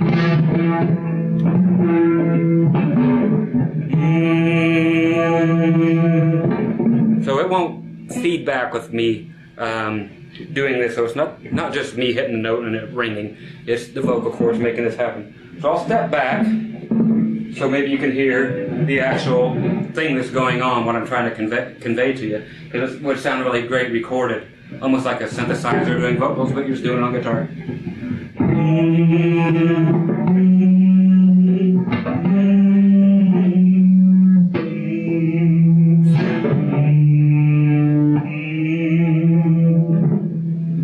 Okay, so that's all it is. It's just something that cool. So it's just your vocal cords vibrating into your guitar and making that note ring that you have fretted. So you have to sing, hum that exact same note that you're fretting. And that's basically where everybody's comfortable humming at. So whoever that guy was on YouTube, thanks for the cool little video. And hey, it's cool. I just want to pass it along to folks and use it or don't use it, but it's kind of different, and it might be neat for the beginning of a song. You got all the lights down except for something just shining on you and the fog rolling and lasers going, and you don't have a synthesizer player and you want something demonic or dark sounding. At least you could have people doing it in harmony. Have everybody in the band do it. Have the bass player doing it, 2 guitar players do 3-part harmony through your guitars. That'd be cool. So there you go, and thanks to whoever that was out there. You can YouTube him and check out who he is, but really cool video, so thanks for that. Okay, enjoy, and hey, once again, in 1978, Ibanez Iceman, very cool, where Paul Stanley stole his ideas from. So right there you go, folks. On to the next one. Okay, now we're going to utilize some more harmonics and whammy bar stuff. This here is going to be done on the one of the rarest Fenders out there, the Fender Performer. If you dig that, I've got a few of these. They're very hard to find, especially in 100% original condition. Just cool guitars. Anyway, so back to the lesson. I just like sharing guitars. This is just nothing more than if you have a volume knob, which I never use. Most of you will probably do it. I use a volume pedal. This kind of goes along with the whole Eddie Van Halen elephant scream thing, but we're looking at single notes or double notes or whatever. It's just the what we're looking at is just the sound of the harmonics. So you get one and bring it up and let it go nuts. Okay, so you just grab a good harmonic with the volume off, and then you just grab your whammy, bring it up as your volume turns up. So, okay, so you can do it.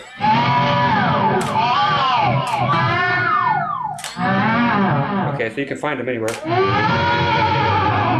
Okay, so the whole idea behind this is to start off with your volume down, start off with your whammy down, hit the harmonic, or you can hit the harmonic and take the whammy down then. So you're just looking for cool noises.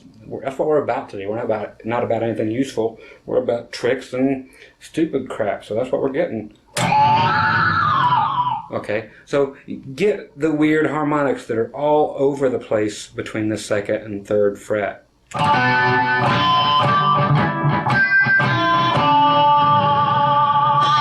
Just get some real gain in here, and then we can really go.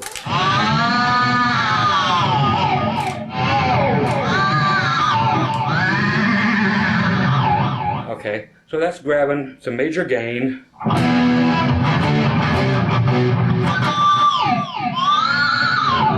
Okay, so just starting off.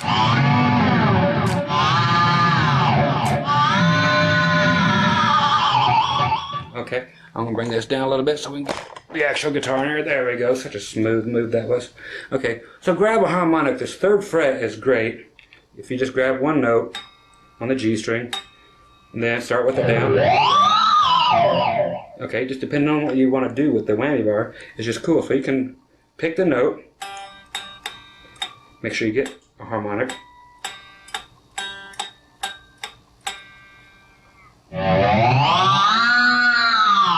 And then just bring it in out of nowhere with a volume. If you must use your pinky on your volume knob, bring it in, that's fine. I prefer to use a volume pedal. So same thing, if you want to use the volume on your guitar, it is very hard to do because you want a whammy here. Guess what? Where's your volume knob? It's way back here. Okay, so learn a lesson, grab a volume pedal. Okay, so again, anywhere, you know the 5th fret. Play them all. Then start with that down. You know, just whatever, to make some noise. Again, hit them all, and come right in with the volume. Shake the holy bejesus out of it. So that's all this is about for this little piece of this little trick, is to just simply sneak into something. Okay? It could even just be single notes. So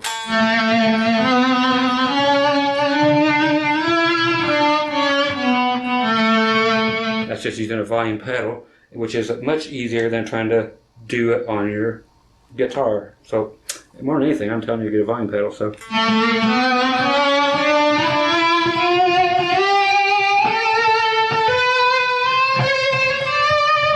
can do that with a volume pedal, just cool swell things. But that's not part of what I was actually showing you, just a little extra fun. But again, it's just only about sneaking in from ground zero. So be it, you know, volume off. So there's your elephant sound, kinda, but just single notes. So I grabbed that one off the 4th fret on the G string. Okay, so that's just a little bit of fun. And once again, the Fender Performer having a little bit of wiggle madness. Okay, kiddies, we're going to have some fun here now. We're going to simulate some whammy stuff. when you get to like a Stratocaster such as these, sometimes they just don't stay in tune really well when you're using the Whammy. It's hard to get around, but it can be done. You're looking right now here, this is very, very rare. This is a Fender The Ventures model Stratocaster. You'll see it's quite cool. I don't know if I can get the lighting to show you this transparent black finish. There was a little something there. There you go. You can see right through it. But very cool. Has the TBX tone and the Eric Clapton mid-range boost via the 9-volt battery in it. These are like $3 now, I think, to find one of these. But anyway, what we're going to do is simulate the Whammy by pulling, like, the sound of pulling up on a Whammy bar. Not just going down, but actually just the pulling up part by physically grabbing the strings behind what you're doing. So usually it's going to be a tapping thing, so you're going to have a little, and we'll get, let's go to distortion.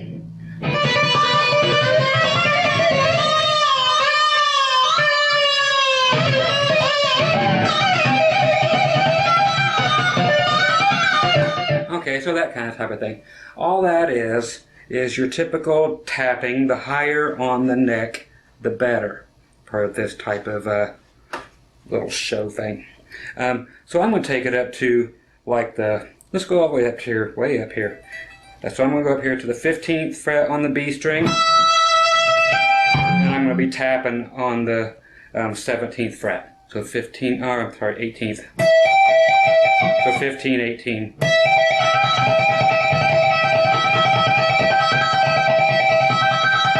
Okay, and now we're going to get the sound of taking a floating tremolo, which I have this one locked down, so it won't go anywhere. It'll go down, but it won't pull backward like a Floyd Rose would. So we'll take that, and we physically just grab a B string, well, the only B string you have, grab it with like a finger or two, get underneath it, put your finger back here, grab it with, I do it like this. I put a thumb in there, I grab a hold of a couple fingers, just grab whatever you can. We'll pull it up away from the neck. Not downward, not upward, none of that junk. Just pull it straight up off the neck. Okay, that's it. Up and down, up and down. And then you could do this wiggle like this, which will sound like what's called the fluttering of a Floyd Rose, like when you grab and go brrr, brrr, like a doorstop. You play with that thing while you're in the bathroom, and then you're sitting down and you ain't got nothing to do, so you take your socks off and play with that little metal doorstop. That's like brrr, brrr. So you give it that fluttering effect.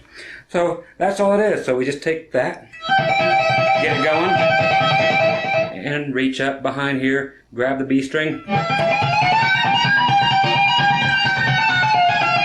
That's just going up and then back down. Okay, so wherever you want to do it at, if you're in the key of E, you actually do it, but still on the B string, but at the 12th fret and 15th.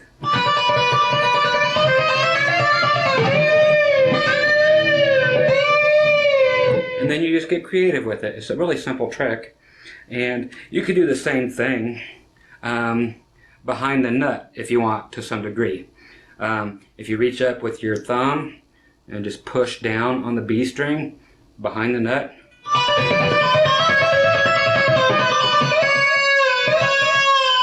So you have a little bit of it there. And you could do this, of course, on any string. So just something to play with, and you can mess around and change positions.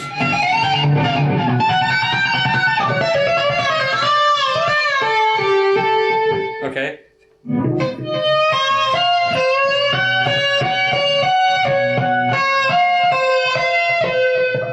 Okay, so you can get a police siren, British siren sound that way.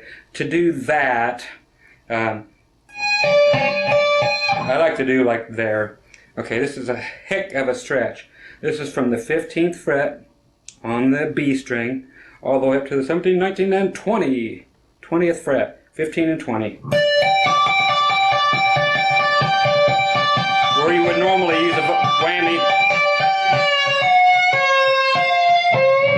That way. You could do it with your whammy bar. If you don't have one, start with your volume down somewhere, like a volume pedal or something, or just yank up on the string and get,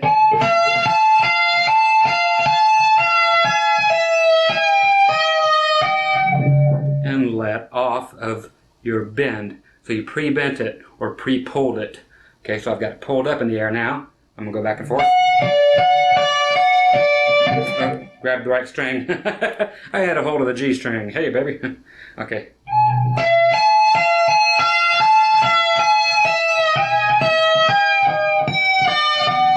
Okay, so you can do it that way. So if you don't have a whammy bar,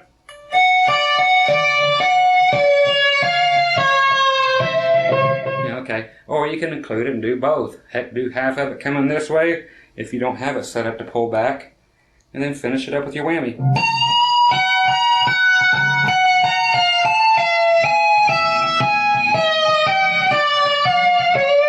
And you never have to leave position. Okay, so if your whammy only goes down and is blocked like mine is, then that's a way to get around it. So just a cool little thing to show you. Like I said, you got that flutter too with the brrrr. If I'm going to make such a big deal out of that, I better show it to you. That's just shaking the crap out of it.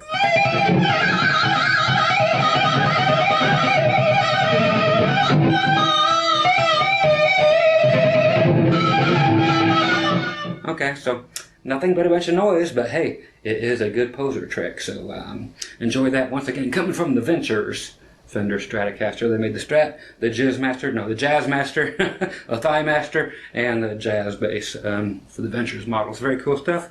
Hope you enjoyed that and can use it somewhere. Okay, catch you on the next one.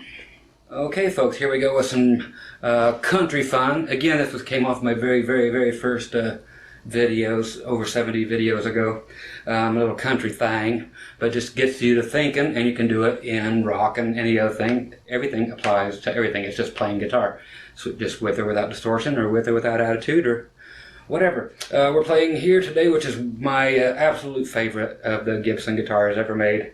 And that's the 1983 Gibson Corvus 3 single coils, 5-way, just like a Strat, master volume, master tone, bolt on. I've got a few of these too. Yeah, I like these over every Gibson made, period.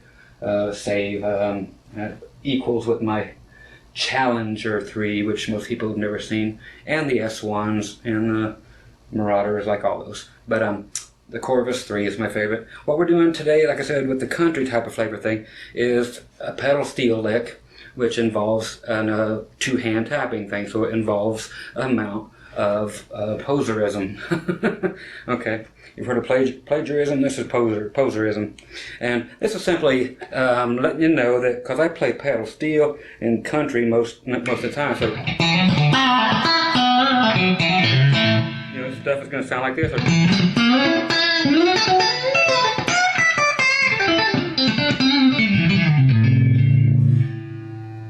The guitar's ringing again everywhere. Okay, so what we got that's going to add that in here, this is going to be this. I'll turn my back so you can't see it.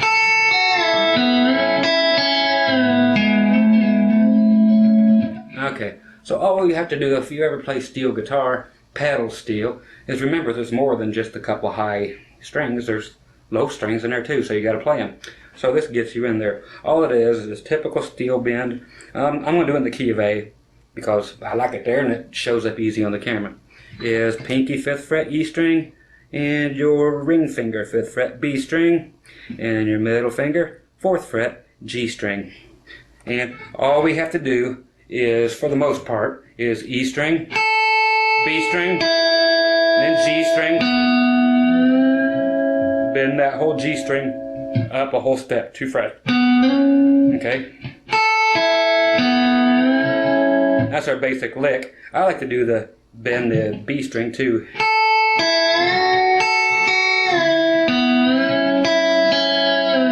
So doing like that lick. So that is the B string bent up. Then hit the E string.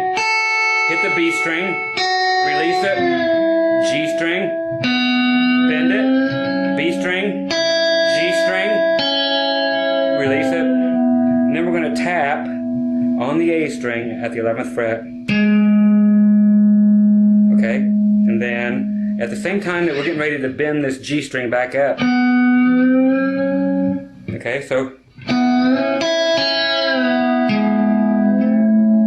when you bend it up, the G string up, you slide into home plate from the 11th fret to the 12th fret on your A string. So again, you're flipping the bird and doing that. See?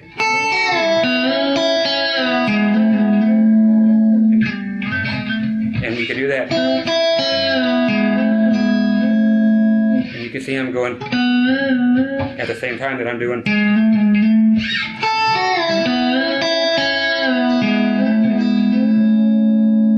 Just makes for a really cool thing. You can add in the low E string if you want. But it's just not as cool. An octave up higher is cooler. So that is basically it, but you can use it anywhere. But it just sounds so cool to be using in any kind of country tune.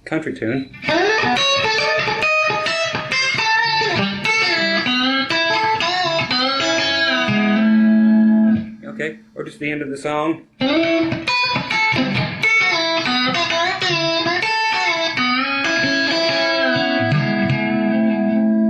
I'll catch a second.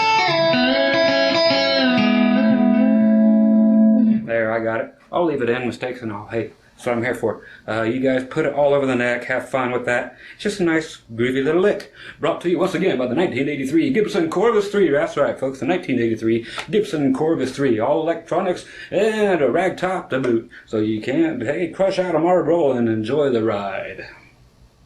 Okay, folks, hey, here you go. 2007 Gibson Reverse Flying V. Easily the best sounding of all the Gibson humbucker guitars I've ever had. I'll show you that here in just a second. And I've got everything set up just to sound perfect for this little trick. What we're doing here is the bell sound, or the church bell sound from, God, hell's bells, for whom the bell tolls, if I can get that big tongue out of my way again. Okay, to get this, all you simply do is take your pick. Let's go up here between the two pickups. Take your pick, stick it under your A string. Okay, just the tip of it. Under the A string. So you go over top of the E, under the A.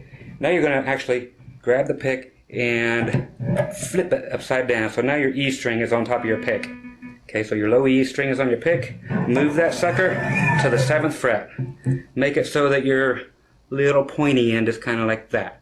Pointing towards right at the edge of the fret. Okay, or the edge of the neck, I should say. So you got it like that. That's all you need. A good clean sound with some juice behind it.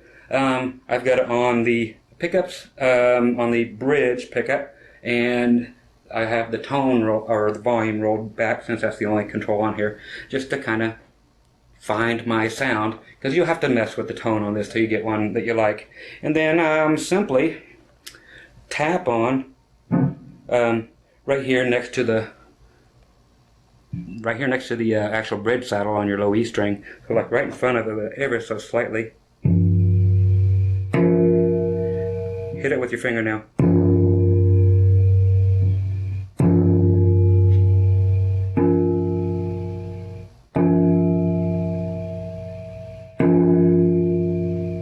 Okay.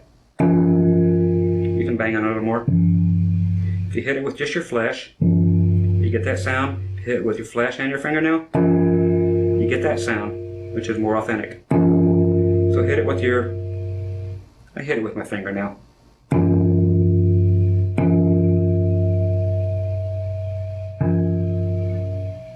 That note ringing harmonic. So you might want to shut up your other strings with your hand.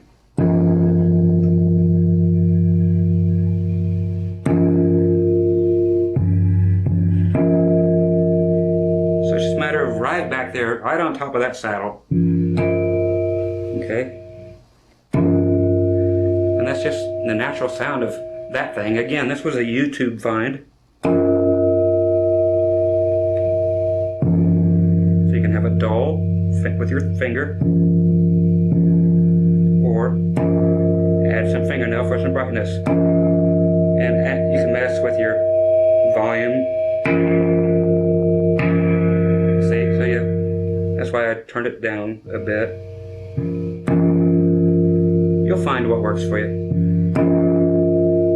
But it's just a good way to give you a good bell sound And I'll crank this back up, put it on both pickups.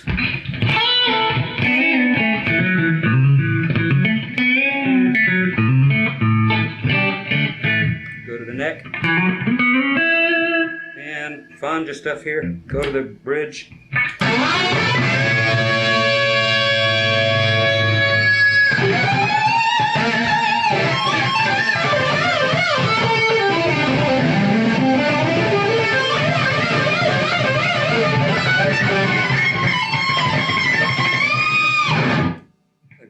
Cool little guitar. Anyway, I just had to show you that. I just love this guitar more than pretty much anything.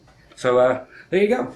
2007 Gibson Reverse Flying V. Not for everybody, but hey, the bell thing is. Okay, so time to get the hell's bells out of here. Do something else. Okay, back to do some more fun stuff. What the heck am I playing? This is an Ovation Breadwinner Limited. Very wild and wacky, cool guitar, 18 volts. Sorry, 2 9-volt batteries. More sounds than you can believe. You can YouTube this guitar. I'll be there demonstrating it. Anyway, what we're doing now is pick scratching. Not only pick scratching, but some other fun stuff that you're going to enjoy too. Stuff that'll make it sound like record scratching, and some other stuff that just sounds like chirping and burping and anything else that rhymes with erping. Okay, Erping Berlin. No, that's a different guy. Erping. Okay, so basically, of course, yeah, you guys have all seen it and you've probably done it, but do you have the, you got to develop skills kind of like a DJ would. Okay, so basically what a pick scratch is your low E string and your other low strings have actual, I don't know if my camera will be able to pick up that well, the winding around it, all the grooves. So that's what makes the sound happen, is your pick actually going in between each groove. Let me turn actually the volume up. The volume always helps. So you're taking the edge of your pick sideways, and if you do it 1 by 1 or 2 by 2, that is the guitared slow version of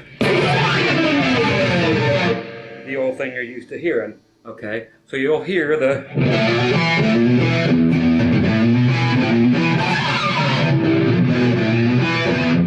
so you'll hear that kind of scratch.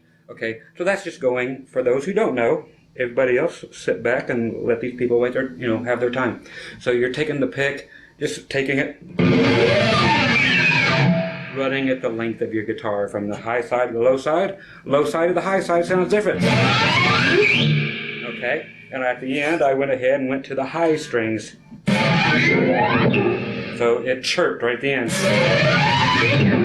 Okay, so you can do all kinds of cool stuff. Now, to get some cool things really happening is not only just going and doing that, but if you get a nervous twitch and you have any rhythm at all, you can do the Molly Hatchet version, which came out on Flirtin' with Disaster, was the first one where they really cranked the volume up past the rest of the band just so they could hear what he did, which was just strictly doing the... Okay, so that is just a very, I'll go to clean sound so you can hear it just a little bit. Okay, so it's just that, just click, click, click, click, click, very nervous, just like you're on meth. Okay, so that might help some of you out to realize what I'm going. Okay, turn the volume up. God dang it, wake the neighbors. Okay, so what that enabled me to do was put a little, I don't know if you'll ever see this, let the pick, there you go, see those on the pick, on the edges? I just did what's called serrating, like a serrated knife edge, like a steak knife. I just put some hard plastic indentations in the edge of my pick. Okay, it'll focus again. And that's what I'm going to use now to scrape against my high E string. Not the low E string, but the high E string. And I'm going to try to saw it in half via doing this. Okay, so I can hear, let me get rid of the noise here. You can hear those, focus. I'm still trying to focus on the guitar. Anyway, the serrated edges There we go. You can see the little hairy thing sticking out there. Those are going to be hitting focus.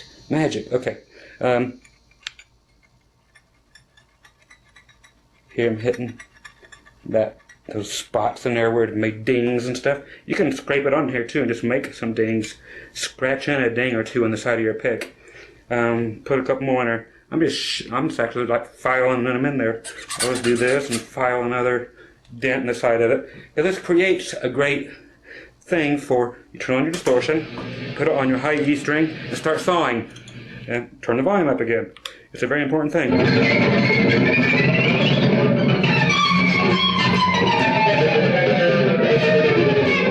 Okay, so you get all these kind of weird sounds. And you've heard these before in 70s and 80s songs. But if you get it way back here.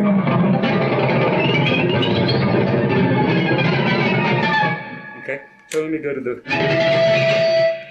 get another one. There's the sound I'm looking for. Rub them against the E and the B string.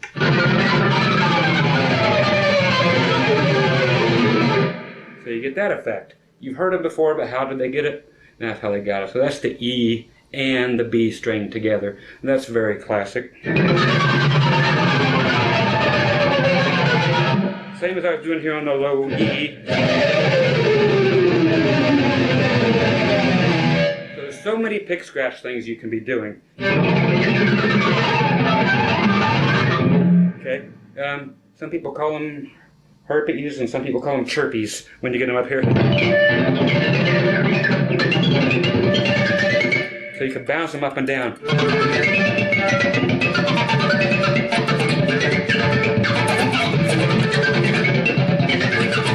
Almost get R2D2 sounds. Let's get off that pickup.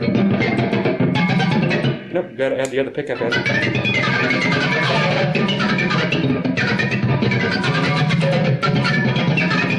So you want to do R2D2 from Star Wars. For some of you kids who are way too young for this. You can do it that way. You can grab an Allen wrench. You can grab a slide bar. Do the same thing.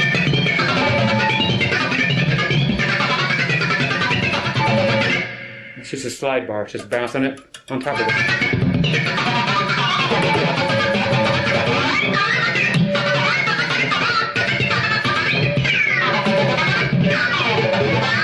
So that's just bouncing it up and down with a nervous tick like you're on crack. Okay, so cool stuff. What would you use it for? Whatever the hell you want to use it for. It's music. Make something out of that. Everybody else has been for 40 years. Okay, now the other thing is using your fingernails and your fingers, like a DJ would scratch a record. Okay, as they've been doing for like the last 30 years. So I'm going to put on Baby Got Back, and we'll do the same flipping thing. I want you to take your fingernails and put them on your low E and your A string. Find a place that sounds good. That's where it sounds best on this guitar, kind of close to the... I've got both pickups on. So I'm going to go kind of towards the bridge pickup.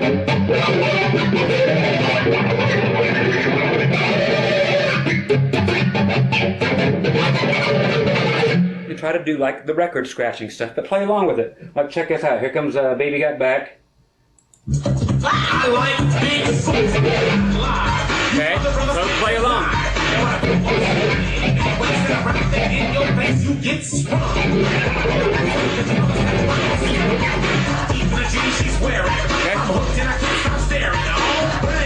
Check this. Listen. Nasty thoughts. Baby got back.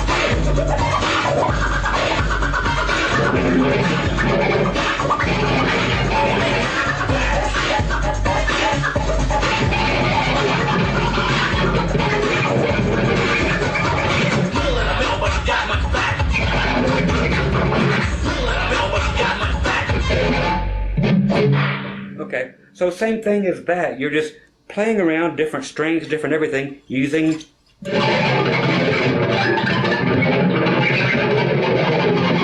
Just rub the whole front of your guitar if you want. That sounds kind of cool. I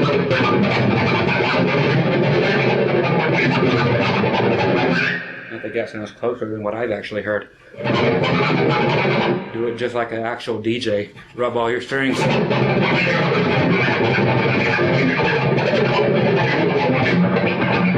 you grab your low ones, put it up here.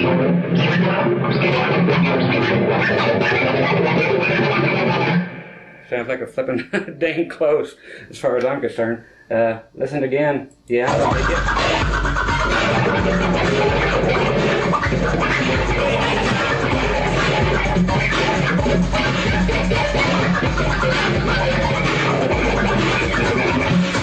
Solo. Now a solo. So there you go. It's just noise, but it's a poser trick. But by God dang it, don't it work? Now,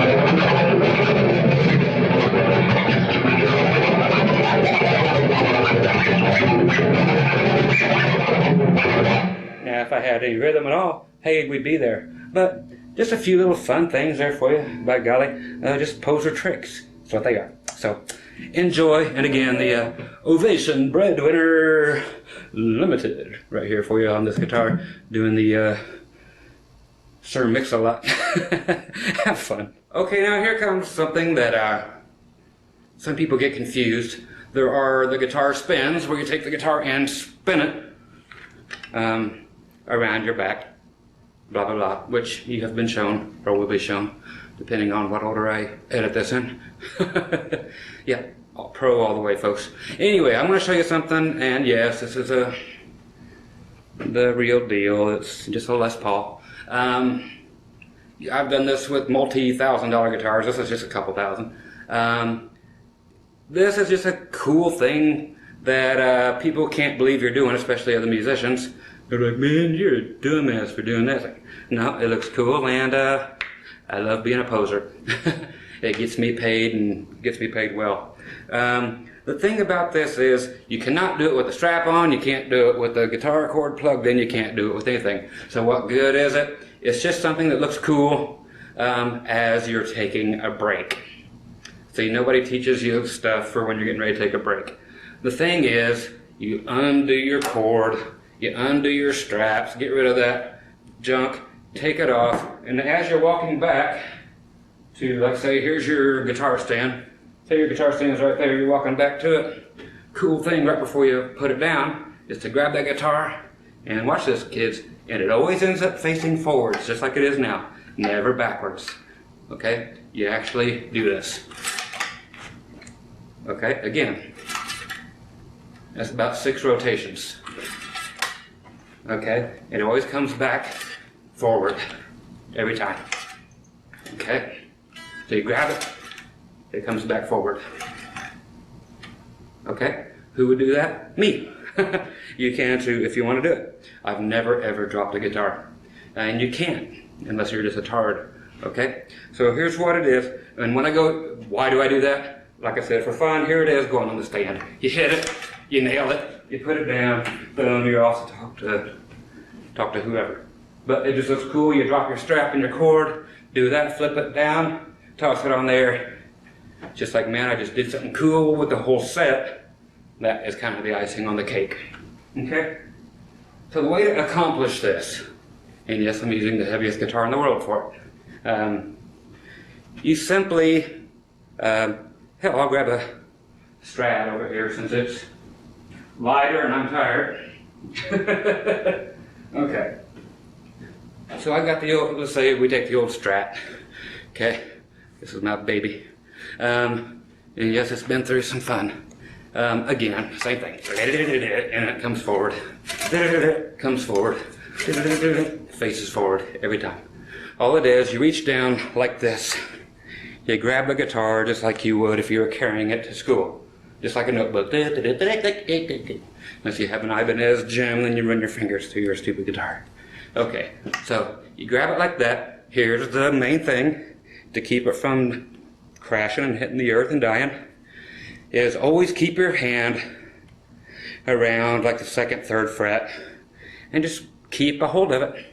You're going to have to kind of make a little circle like this for it to sling around in while it's rotating, but don't let go. Don't grab onto it until it's time to grab onto it. When you finally grab onto it, you have to know what the back of the neck feels like and what the front of the neck feels like. This is what keeps this thing always landing forward. Okay, so you will feel that under your fingers. After about 2 times doing this, you'll feel the front or the back, and then you'll know when to squeeze and hang on to the front of it so that it will land like that, and you can just bring it back up, and you know when to stop it. Even if it goes down like that, you have a hold of it this way, and you bring it back, and it's always forward. It's just more of a cool thing than having it just maybe end up this way, maybe end up there, but you'll feel it. And see, I caught it down here, and that's fine. Just hold on to your guitar, just don't let it go. Okay, so it don't matter where you grab onto it later. Start with it down here, let it go, catch it, and bring it back up and hold it like you just did before you started this whole mess. I ended up at the 3rd fret, not too far away. So again, you grab it, you flip it, and it just keeps rotating in your hand. Okay, so don't throw it up and hit your chin. Just throw it out and reel it back in. So I'm going to throw it towards the camera just a little bit, not much, just barely. Okay, so don't go throwing it way out there. It's just enough to keep it away from hitting you under the chin. And you feel it on the front of the neck. And that's all it is. Okay, so once again, you just dropped your strap, you've unplugged, bang, smash, grab it, throw it in the stand, boom, you're off to the races. Okay, as dumb as it looks, I've had more comments on that than probably anything else that I'll show you on this entire video. And people are just like, holy cow, you know, and it's a poser trick, of course it is. It's what is called showmanship, people. And without it, you're, boom, ticka, I don't care if you're playing metal or country. You're boring if you aren't doing something, okay? So, it's just a trick. It's what the whole lesson's about. Bang, bang. Straps fly easier, why? Because they're lighter. As many times as you want. Oh, it comes around back this way. But just get used to it. If it comes back like this, you still got a hold of the front of it. That looks kind of cool. I'll let it drop and catch it and sling it forward again. Okay? Down towards the ground and bring it back up. So you can let it drop. Let it drop down as far as it'll go. Gravity takes place. Sling it back up. Onto the stand it goes. As a matter of fact, the closer to the ground your guitar comes, the more scared to death. You know, people going to defecate themselves when they see you doing this. And it goes towards the ground. I'll back up a little bit. I'll show you how close this dude comes to the ground. And it looks cool. Let it sling, let it fly. Let it go between your legs, bring it back up. Bring it under there, bring it back up this way, fling it this way. So you can do the baton tricks. You know, that kind of thing. Whatever. Let it slide there, come back up, bring it up. So I understand it. Okay? So there's so many cool things you could do with that. See, bring it under, bring it up this way, take it that way. It's just a matter of knowing your guitar and knowing that you can hang on to the stupid thing. Okay, so that's actually guitar flipping. Okay? Or spinning. Okay, so you've got the spin that goes behind your back or behind your back. I just call this flipping just because it's flipping amazing. Again, you'll hear all the strings going like that as it passes underneath your fingers each time going around.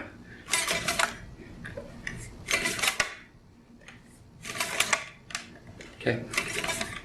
The other metallic thing you hear is the wedding ring hitting the guitar. So, as long as you keep hearing that little you know you're fine because your hand still has a hold of the guitar. So there you go. Once again, here's all the fun stuff put together. And it drops, it hits, it slings under.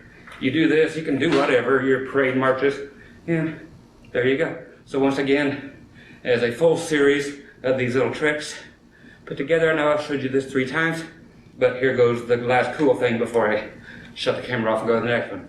Big old flip, let it go between your legs, bring it down, bring it back up. You can flip it around, take it, throw it and your guitar stand. Okay, so there you go. Have fun with that. Keep a hold of your guitar. When they say don't try this at home, yeah, try it at home. Don't try it on the stage. And here's my pretty face. So anyway, again, try it at home a million times. Do it on stage from then on. Like I said, I've never once ever dropped a guitar. So just keep that hand on the neck. Okay, off to the next one. Okay, here comes, I know I had to get a big shot of the living room here. It takes some space for you to see this. I have now, what is this, a monitor wedge laying here, so you know all the vocals and music are coming through the monitor at me. The guitar is going underneath the leg. Okay, so you can do it either leg. Left leg is usually the way it's played. What I'm talking about, you get, let's go with this. You can simply balance. If you have good balance, cool. What you do is just simply lift up your left leg and shove your guitar underneath it. Okay? That's it. Hold your leg up in the air. If you need help and stability, just put your left leg up on the monitor and you look just as cool. So either way you want to do this, okay, and it can come back out that easy. So it's nothing more, again, than having your guitar strung, or slung, your guitar strap long and having it slung low, as the kids call it. But it's nothing more than if you want to start with your foot, left foot, up on a monitor, and just shove the neck of your guitar underneath your leg, and just play that way, that's cool. Again, if you do not want to use the monitor, take the monitor out of the way, or just step aside and lift up your left leg, put your neck under it, and play.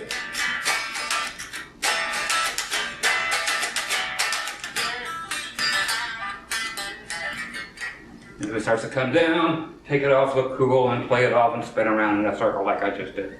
I know I looked really cool doing it. But that is just a simple and effective way to do it. Again, up closer, just lift up your leg, stick your guitar neck under it, and you can come up here and play, blah, blah, blah, take it out. Again, you lose your balance. I do. I have a major vertigo thing going on. But that's one way to do it. Again, if you're old and fat like me, just stick a monitor in the way, put your foot there, get a sure holding, just slip your neck under it, and go away. Okay? And same thing with the right leg. If you just want to go under there for the right leg for whatever reason, you can get the guitar laying almost parallel with the ground. Okay? Then you can play, you can actually reach higher.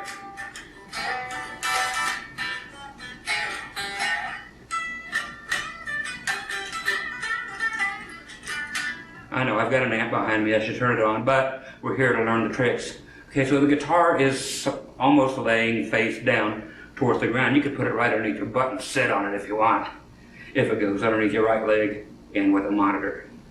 Okay, so that's kind of actually cool that you can sit down and take a break if you're old and fat like me.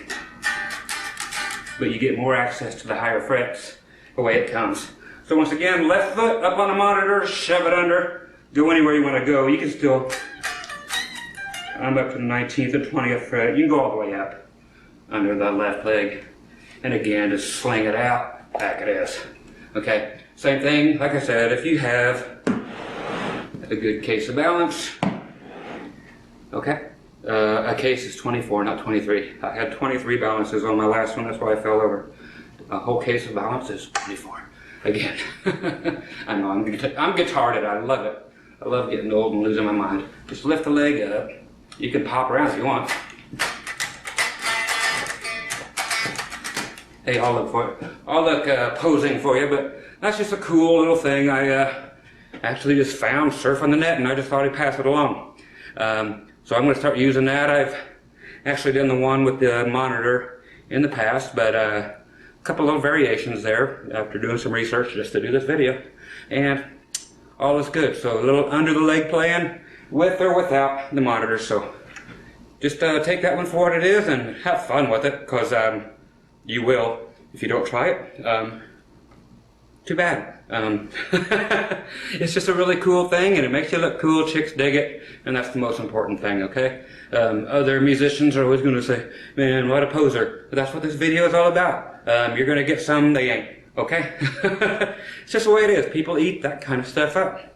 They don't care what you're playing as long as it sounds good from 90% of your audience. The only one that's going to make fun of you is going to be some bonehead on YouTube. Man, you're a poser. It's like, yeah, but I'm making more money than you, and you're sitting at home typing on the computer. So, there's another cool little trick for you. Enjoy that. Okay, here comes the little Joe Perry trick I learned. This is just simply playing your guitar between your legs and basically humping the air. Humping your guitar, actually.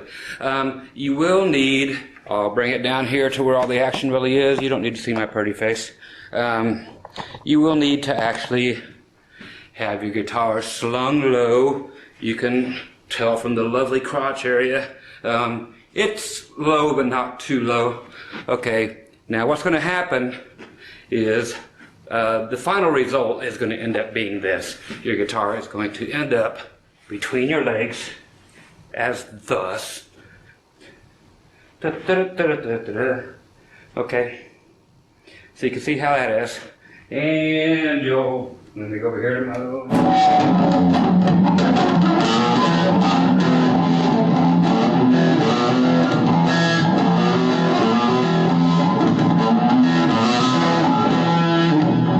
Okay, lame thing there, but I'm just trying to show you. This is the way he gets it. When he's in there playing, you know, he's just humping away on his guitar while it's there. So how do we get it to that position? Okay, easy enough. Like I said, it has to be slung low. The skinnier you are, the better. I'm an old fat guy, but these tricks came about via all the old fat guys.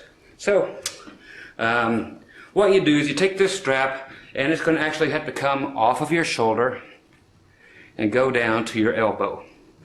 Okay, so it's going to have to hang up right there. Okay? And it has to be a quick move to look cool. Okay, and that's what this is all about. So we drop the strap just simply down to inside your shoulder, throw the guitar under there. So that being said, you take the guitar, throw it underneath your legs, and try to flatten it out. If you need a little more room, slide the strap down a little bit. It will drop a lot. So you end up with this way. So you have about 5 frets here to play with. Okay? It's all you've got. Okay, and since your arm is restrained by your strap so much, you're stuck playing, you know, the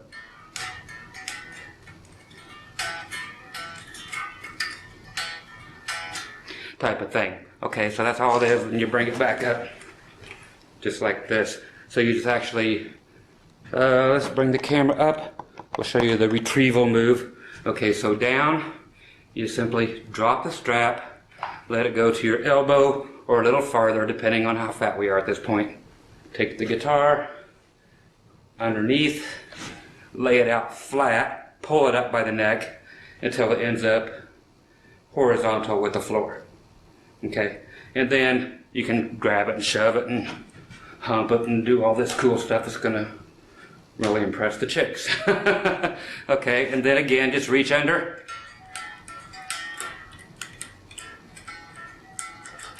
Okay, and all the time.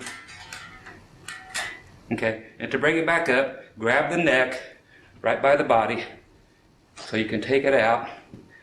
Bring it back up as you grab your strap. Just simply sling it back on your shoulder and continue. Okay, so that's all it is. It's a little Joe Perry move, and again, it's done just in places where you're down in your cowboy chord area.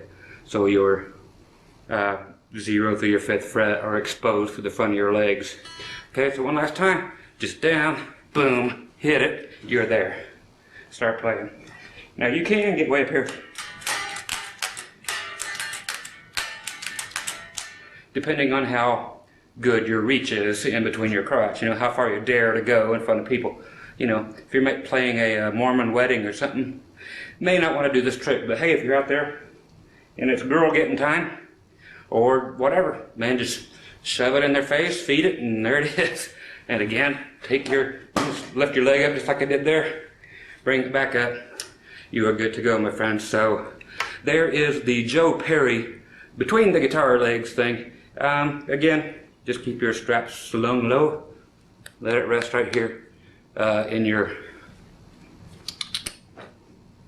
part of here, right there in your crack of your elbow.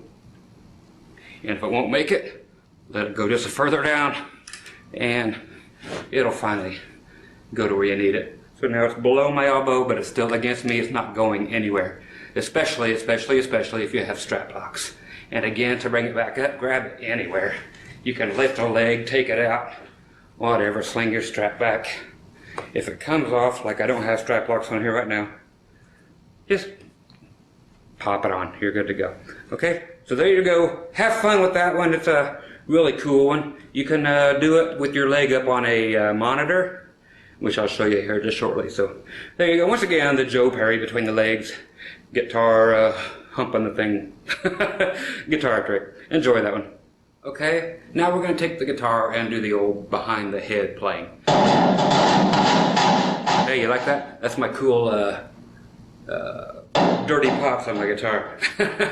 Okay, so every time you hear that, that's what it is. Cool echoes going on. There are many ways to the behind the head playing. The easiest way, and the way that I usually do it, is to simply take the guitar that you have on, grab it by the neck, and preferably the strap locks or just the butt of your guitar, and do nothing more than hoist it up and sit it right back here. Okay, so it's not actually sitting on much of anything except for the fact that you're going to lean your head forward just a little bit. Okay, after doing so, okay, you've got it here and it's there. A good thing that some people like to do, and it's a very good thing, is to set the butt of your guitar right here on your shoulder. Okay, it takes so you can actually get rid of a hand and start going. If you have it back here, you really got to be hanging onto the guitar at the same time with some major pressure, which is cool too. So I'll show you a few different variations. Okay, so I'm going to crank the guitar up. Don't you love that noise? Okay, so I have it strictly behind my head. It's not resting on anything except for possibly like the muscle here. See that big Popeye muscle there? So I'm kind of using the back of my arm, right here, my forearm, to press against the guitar. So pressing against my hand, and then your right hand, or your left hand, your picking hand, has to simply do its job. So you have to put your arm against here, hold it, and press it against your head, and then play what you want.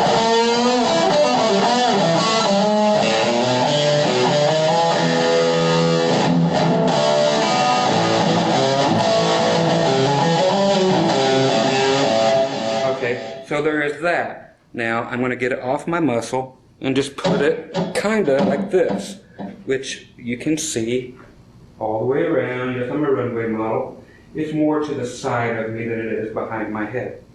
Okay, but you're resting it on your shoulder, okay, instead of on your muscle. So it's actually resting on your shoulder. And then same thing, just play whatever you're playing.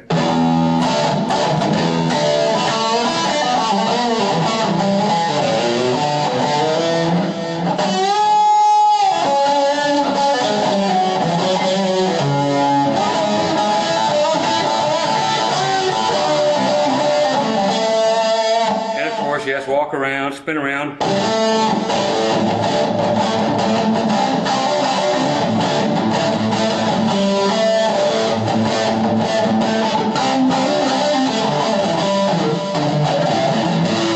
Okay, so you have those two different ways. Like I said, there's a million different ways you can do it. You can really, eat it up and play it way down here. But if you're doing that, it's just as cool because hopefully you still got some flipping hair and haven't given it to the man. Okay, but same thing. Hold your head down, play it under. But always let the audience see eventually what it is you're doing. Okay, because it looks cool to show them that it's not just a karaoke track that so many people are used to hearing that has become a well-known thing that people perform to tracks and just Milli Vanilli it. Or whatever the gal that did the Saturday Night Live thing that is that bushed it up so much. Anyway, and do your little dance off stage. But show them what the heck you're doing. You get that hair going and bob your head up and down, lay it there.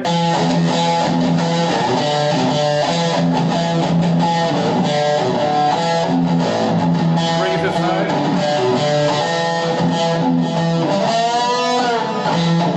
Bend it backwards this way, do a dive with it.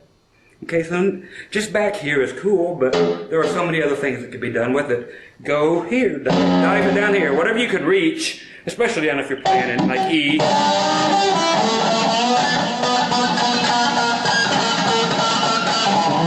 if you're doing a little lick like that, you can milk that thing for positioning. Okay, because you're not trying to play something cool, you're just...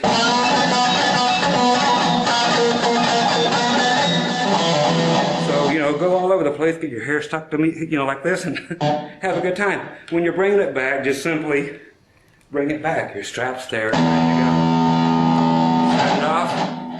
Get all your hair out of the way, get it off the front of your face, blah, blah, blah. So there is some other cool things that you can do with this, which I will be showing you shortly. But those are the different basic behind the head positions. So you want it resting on something, even if it's just the back of your head, or resting right back here on the back of your bicep, or kind of sideways here on your shoulder. Okay, so that's the best way to do it. Just lift it, boom, drop it back there, keep playing. Okay, so that's all there is. If you want to let go of this hand, bring it down. If you're doing, let's say, watch from the volume one, bend your head down, okay? See? Look, Mom, no hands. Bring it back up there for whatever you want to do. If you just want to do something cool, if you want to sit around. Yeah, sorry for the younger viewers, but this is grown-up stuff.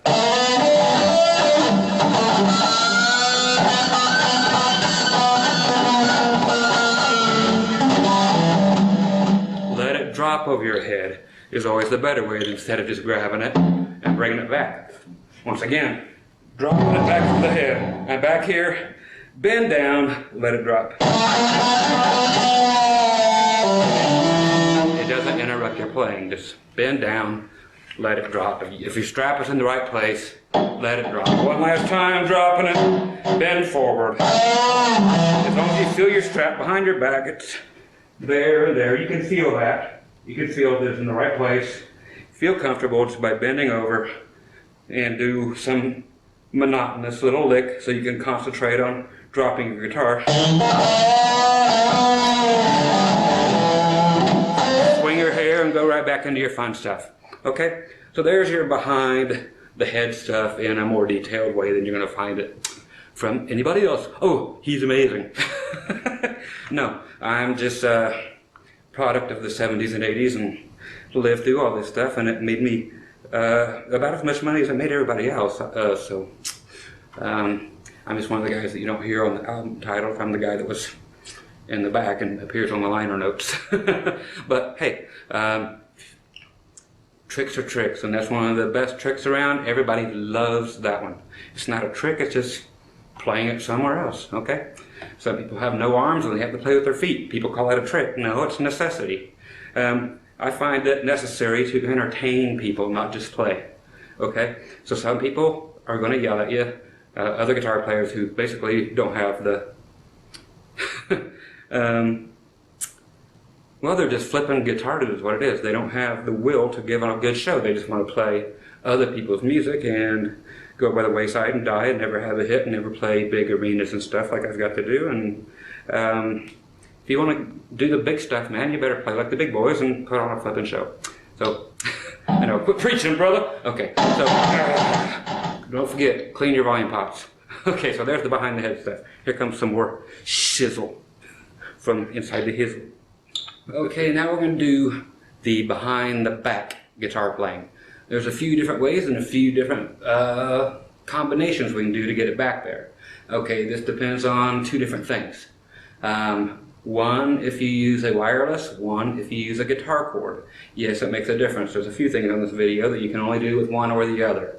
Okay, so the first one is done, yeah, let's give us a guitar cord right here, straight in, good old-fashioned guitar cord. Just plug it right into the guitar. This will be a Stevie Ray move, how he always got it back there. It's just a spin move, and what he does is simply this. He spins around, does the old switcheroo, and it's behind his back. Okay, so you can start playing at any given time. Okay, what this involves is simply undoing your guitar strap. Okay, so you have your guitar cord. You have to watch out for that cord because it gets in your way. You have to learn how to get the cord basically over there by your left foot. Okay, so if I can show you here, because I'm my own camera guy, take your cord, because you know you're getting ready to do it, get it over there, out of the way, throw it on your left side. Okay, so whatever it takes to get over there, because you're getting ready to do some fun, and then you'll have to step over it and spin around. Okay, so from this particular point of view, all that is involved is undoing your guitar strap while you're spinning. Turn your guitar like this, backward behind it, and put your strap back on. Okay, once you do that, your guitar is behind you. So you can go ahead.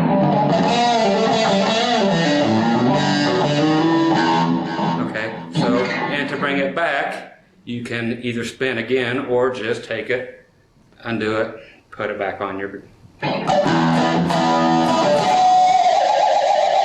Okay, so you, it's just that easy. But if you have a wireless, it's going to actually get in your way. So you basically can't do it if you have a wireless that way. So again, with this one, let's step over the whole cord here. I'm going to undo the strap, spin, put it back on. That's it. Okay? Nothing else. Give me 2 seconds. I'll be right back with this. Okay, I found a electrical supply instead of battery for the camera. So anyway, I know, not your problem. Anyway, so we're back here, and again, just fool around with where your cord has to be, because you're going to have to step over it. It's just a pain of using a guitar cord if you have to do it. Put it somewhere so it's in front of you. Again, it's just the move, or put it behind you. I don't care. You'll find out what's good for you. I get tangled up in them no matter what. Mine's been like, I'll spin around this way like 5 times to get it undone from what I showed you so far. Okay, again, so you're playing. So the quickest way, just grab it, turn around, spin, attach it back where it was, and keep going. Okay?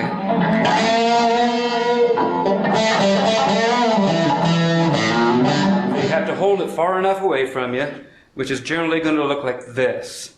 You need to have the guitar not against your clothes, because then you won't get anything. It's like putting a towel on your fretboard.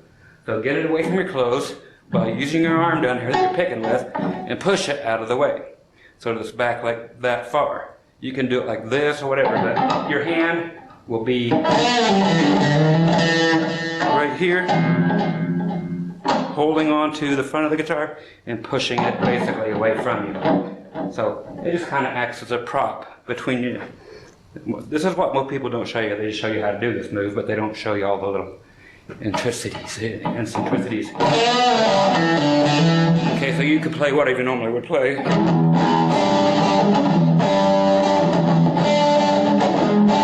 Okay, so that's just getting it behind the back, and then you play as you normally would. Okay, so you just keep your hand here, play whatever you normally would here, and again, if you're coming back and you want to do the Stevie Ray move again, you just spin again and reattach it as you're coming around.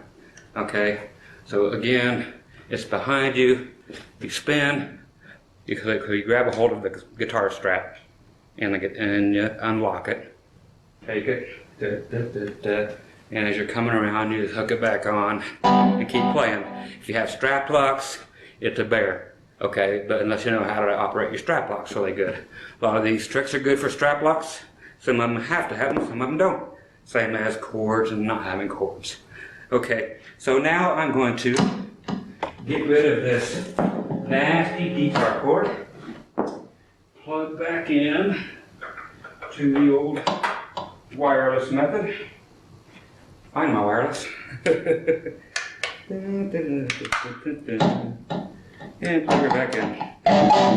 Okay, so we are good to go. Okay, now the other ways of getting behind your head are actually kind of cool, or behind your back, I'm sorry, but it's also from behind the head, so we'll mix those two together. The other one behind the back is this. I'll get it up just a little bit. That's what she said. Okay, if you are doing the behind the head thing already, what I like to do is actually take it off my head completely, grab the strap, hopefully you have strap locks at this point, grab the strap, hold it in my hand, so the whole guitar is just hanging here, but you have strap locks on. Actually I don't here, so I'm taking a chance, and just simply sling your arm into it, okay? So you have your guitar here, it's hanging in the balance, and yes, this is a crazy Fender guitar from 80 or 90 something. But anyway, you put your guitar, start to go ahead and put it behind you. As you do, put your hand through the strap, put your strap on your left shoulder, and now it's back there, okay?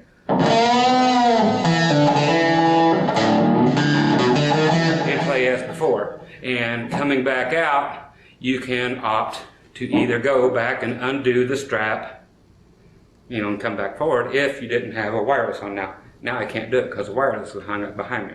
But if you had a cord, you could. Okay, so there's the difference there. So coming back, you have to go back, grab your guitar again, pick it up like this, switch hands, and actually sling it back over this way. It's the only way around it. Okay? So those are the two ways of getting it done. Sometimes I will actually, before I get ready to do the whole trick, if I don't want to do the above the head thing, I'll just have my guitar slung over my right shoulder like this, just before the song starts. You know, just take it and pull it off, put it right here on my right shoulder, be playing. And then you just grab it, take it off, grab it with your right hand on your strap, stick your left hand through, and it's back there.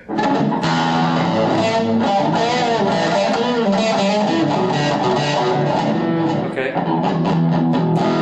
Okay, so that's how you get it back there if you have your wireless on. It's just another way. And like I said, in a transition. But when it comes back, you have to grab it with your right hand and then your left, and just kind of use both to just simply put it back on like you normally would.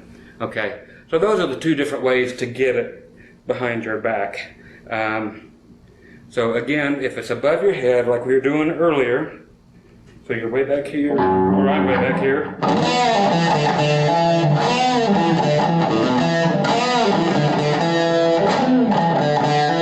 Okay, so you're back here doing this.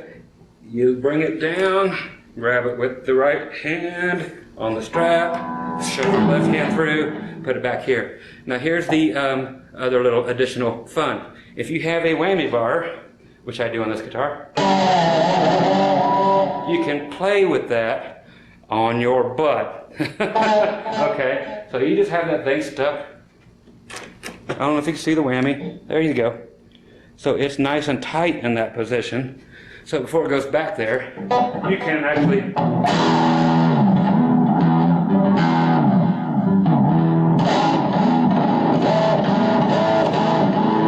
play that way. You can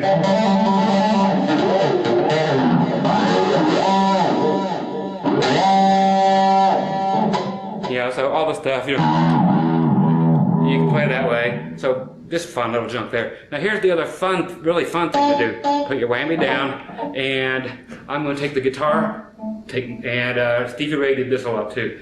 You're playing back here behind you with your right hand. Now we're going to play in front of you. So we're going to bring the guitar around.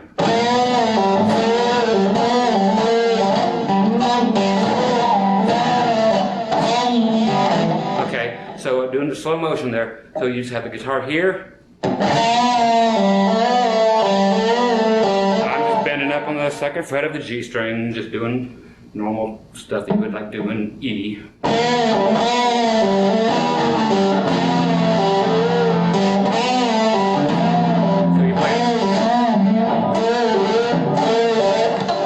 think that looks really cool, and it does look cool. You master that, and it's just cool. So you play a note back here, bring your hand around,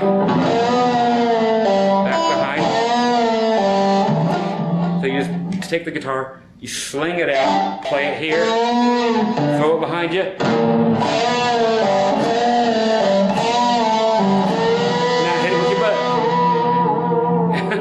Okay, so that's another little Stevie Ray move that he would do, and he would do the whammy bar behind there and the whole 9 yards. So again, if you're back here and you have a wireless on, just grab the guitar, put it back on like normal, and keep playing. You could do it real fast, you've done it a million times. Okay, so there is the behind the back playing, how you get it there in a couple ways, and how to do it from getting it from behind your head, doing a transition, doing it there, then slinging it around, playing it front, playing it back, all the different fun stuff. So, hey, what's happening? So there you go, enjoy that. It's a must for most guitar players. It's just like going to see, God, Tiny Tim. You don't know who Tiny Tim is. Let's say Axl Rose, and not seeing him do his snake dance. You know, it's like you'd freak out if it didn't happen. Going to see Slash without his hat. Okay? And going to see Elvis without his casket. I mean, some things are just the way they are. Sorry about that. I'm an Elvi fan anyway, but hey, jokes are jokes. So there you go, have fun with the more poser moves. Use your whammy with your butt. It works. Why not use it? You know, if you swing the other way, you might enjoy that. Hey, nothing against you, but hey, maybe something against you would feel good. You never know. Oh, you gotta love me or hate me. I hate me and love me too. Okay, so there you go. We're gonna go off to some more Poserville and stuff and have some fun. And have somebody chop off this Gene Simmons-sized tongue I have. Don't believe me? I know you want to see that. So it gets in my way of talking sometimes. So anyway, I'll shut up. We're going on to some more stuff. Okay, now I'm going to show you how to do the infamous, you see everybody fail at this all the time on YouTube, guitar trick where you sling it, it flies around your body and comes back to you. Okay, what do you need? You need a few things. Let me show you something. Okay, grabbing the old camera. Okay, here's what we need. Here's your guitar, or here's my guitar. As you can tell, this can go wrong in oh so many ways. I'm going to take off my strap lock. Look here. There's a couple extra holes from when the strap lock didn't hold. It wasn't the strap lock, the whole strap thing button, screw and all, came flying out of the guitar, and the guitar went flying across the stage. It did not break because it's a Fender. Gibson Les Paul would have lost its neck. Okay, so use something that has a straight headstock like this, because if it's going to break, if it has a tilt back headstock, it's going to break. Okay? It's just the way it is. Okay, here's the real secret to this never happening again. I found out third time was a charm. You take your toothpicks and Elmer's wood glue, any kind of really good wood glue, take the toothpicks, shove them in the hole with the glue in there, just fill that thing up with glue, let it slop everywhere, break the toothpicks off, 2 of them. So you can use 1/2 of it, it'll cram in there, flip it over, put the other half of the toothpick in there, and then screw everything in and let it set for at least 24 hours after you screw it in. You can screw it in wet, it's fine. Now it will never come out again. But when they go into the original holes, they're just not strong enough, so you have to reinforce them, because the factory stuff will never hold on any guitar. You try this with any guitar, you're going to lose it. That's why there's so many dorks on YouTube that screw this up. Okay, so get you some strap locks. Where's my dang thing? Okay, so here we go. I use the Shallers. You use whatever you like. These have always done me better than all the others. Okay, so take it, clip it on your guitar. Okay, the other thing is, use a wireless, because if you have a cord on, you're going to strangle yourself. That's the way that is. The other thing is, the wireless will, every time, fall off of your strap. Okay, it's just the way it is. And no matter how good you have it on there, the pressure from this thing, the G-forces, the whatever, the slinging around your head, is going to make your wireless pack fall off, and it will break. So you want to use gaffer's tape, not duct tape. Okay, duct tape will leave all kinds of sticky residue everywhere. Plus, it's not black, but most importantly, this does not leave sticky residue everywhere. You get high quality gaffer's tape and you put it on your wireless. I will do that real quick and back in 2 seconds. Okay, we are back. I just ran the tape around one time. See, it's around the wireless and it's around the back of this to keep it on your strap, even though the little clip right here is through one of these little belt loop things already. It will still come out unless you do this. Okay, when these things fall off, you end up, this here happened first time I went flying across the stage, and I lost all my original tuners. You can see the new holes for the Grovers. Of course, all these Paisley ones, they come with the Godot keys. So yeah, it knocked over a few keys, but being a Fender, the neck held on fine and dandy. I've been playing this guitar for nearly like 25 years. Yeah, I've got 150 some guitars right now. That's strictly from shirt buttons, believe it or not. Playing country music, and you had to wear them buttoned-up Garth Brooks shirts back in the day, so that's strictly what that's from. So this is my player guitar. Everything else I like to try to keep bent, but this one goes out when it's time to do this trick. Okay, so you're all set up now. You have to do all of this. If you don't, you're going to mess up your guitar and probably lose your guitar. Okay, so let's get to the fun. Okay, we are back. Yeah, always working on the hair, man. If I'm this old and I can grow it, by God, I'm going to become a hair farmer, that's right. I'm the only guy at my 30th reunion or whatever it was that still had any hair, so I'm going to grow it down in my butt till it falls out. Anyway, we're not here to talk about my hair. It is a good poser thing, though. If you still want to look like you belong in a band, put some flipping hair on, buy a wig, I don't care. Look at Kiss, they'll wear wigs. Okay, so hair is still cool. Okay, so we have got all taped up. We're ready to roll. Okay, now the real secret to doing this is we are going to do this. There are two different ways. I'm going to show you the best way. Why do I call it the best way? Because this is the least chance of you hurting yourself or your axe. Okay, so you will try to get, I mean, leather is softer. If you get one of those straps that have a nice big padding thing on it, those are even better. See my neck? This is from just doing it a couple minutes ago. The more you practice this, you can actually cut a jugular vein, so don't practice it too often. Okay? If you have a nylon strap, you know, being just a regular strap, that thing will chew through you in a matter of seconds.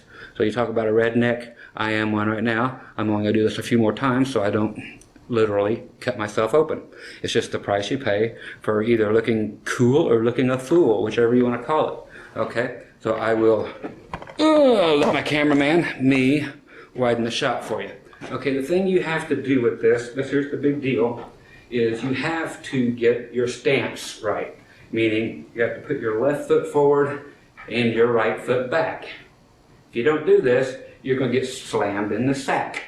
Okay, just wrote that. You like it? Put your left foot forward, put your right foot back. If you don't, you're going to get yourself slammed in the sack. That's right, it's going to come right back around and nail your junk. You don't want that. So, you got to get your stance. So put your right foot or your left foot forward, okay, and your right foot back. You don't have to like do the splits or none of that junk. You just have to do a regular, like this. Okay, I'll step back further so you can, yeah, go back further so you can see. It's not that far away. They're 1.5 feet apart from each other. Okay, and you need that, like I said, so you don't get slammed in the junk. Okay. The other thing is when you go to toss your guitar. Okay, we are going to go this way. Okay, and it's going to go behind you and come around the front. Okay, so just a quick demonstration. It's just, and it comes back around. Okay, so that's all it is. You take the guitar and you have to take it and put it at an angle like this. Okay, and grab the guitar by the back of your neck plate or whatever you're using. If you're using a Les Paul, God love you. It's a heavy guitar to do this with.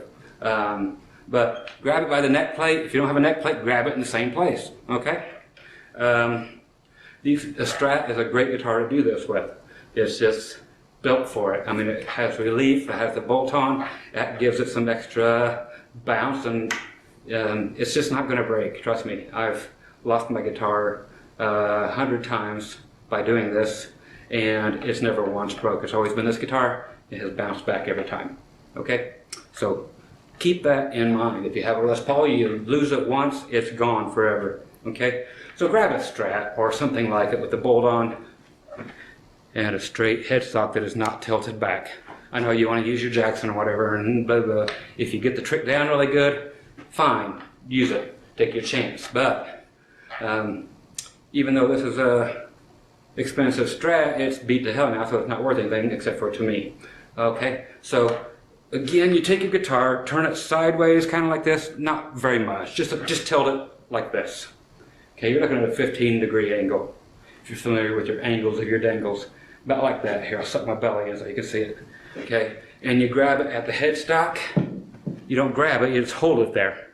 Okay, so don't get a hold of it, just put your hand there, just so it gives you a little extra something to push it with. Okay, so left foot forward. Here we go, kids. Left foot forward, right foot back just a little bit. That noise is just dirty volume pot again.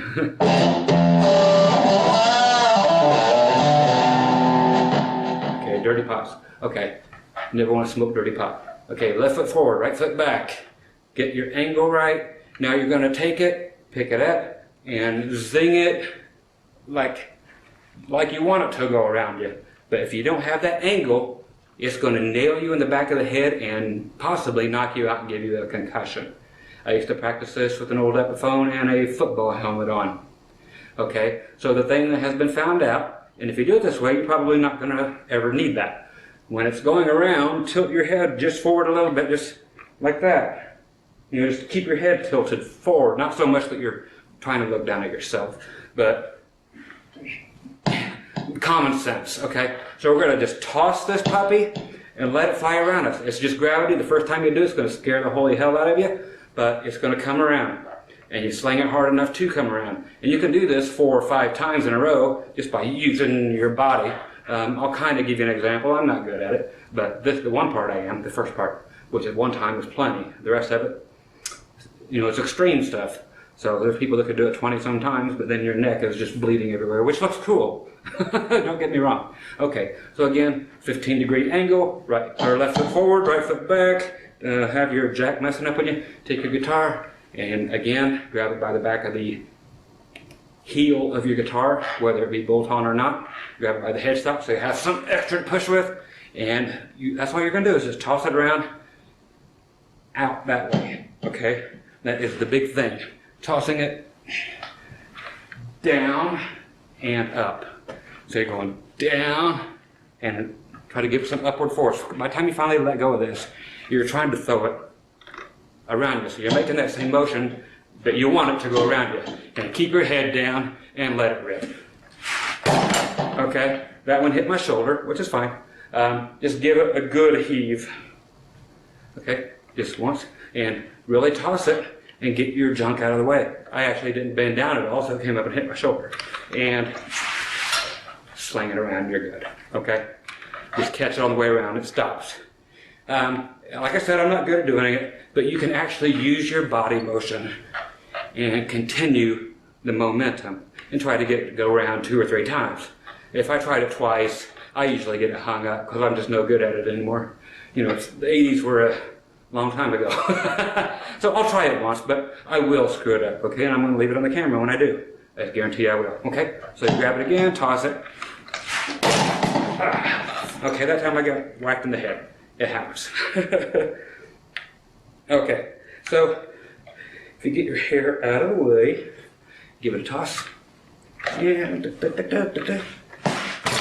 back around once. I'll leave it at once. Anyway, but that's how you do it. And like I said, just keep your head down, just like I showed you. I'm not going to delete that. You will get injured, and it's all in the name of looking groovy. You practice it, you'll get better. I haven't done it, like I said, since the 80s and then until this tape, or this video. I still call things tape. Again, this is tape. Don't use duct tape.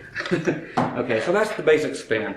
You can go around the other way, which actually involves taking the guitar and basically dropping it behind you so that it ends up back like this. You have to get used to doing that, and it will come around. Okay, so if you just take the guitar and learn to just let it drop, okay, like that, it will automatically just kind of come and spin back this way.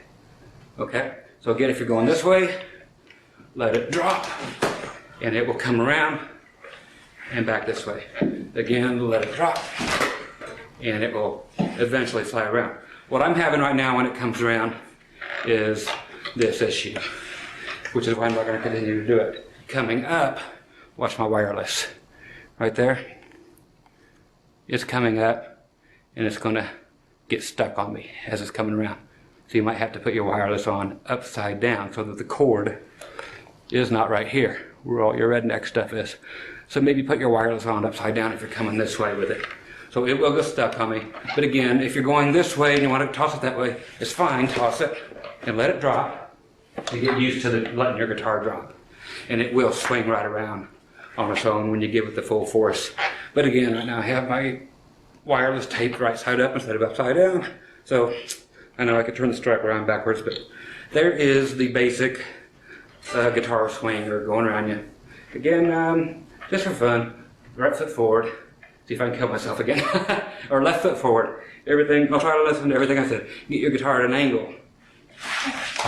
And then it comes around perfectly. That's what I left out before. So get the guitar at an angle. Grab it again. Angle. Everything that I said before. I'll pay attention to my own advice. And it comes around, okay? So that is basically it. So have fun with that. Practice with the old guitar. And make sure you have the toothpicks and stuff glued in and your strap locks. And you don't have to practice with your wireless, but you will need a wireless because your cord is going to strangle you. Again, so glue in those toothpicks. That is key. Do that. Even though it's a brand new guitar, it's not going to hold. Okay? It's going to go flying. Okay? So all those little steps are very, very, very important. And like I said, practice with an old guitar. Grab the Squire, grab the Epiphone, toss them. Just have fun and don't do it too much. Like I said, you're gonna end up with that.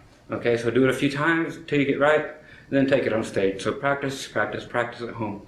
When they say don't do this at home, once again, yes, do it at home. Don't practice on stage. Okay. And remember to watch out for Scott. He's a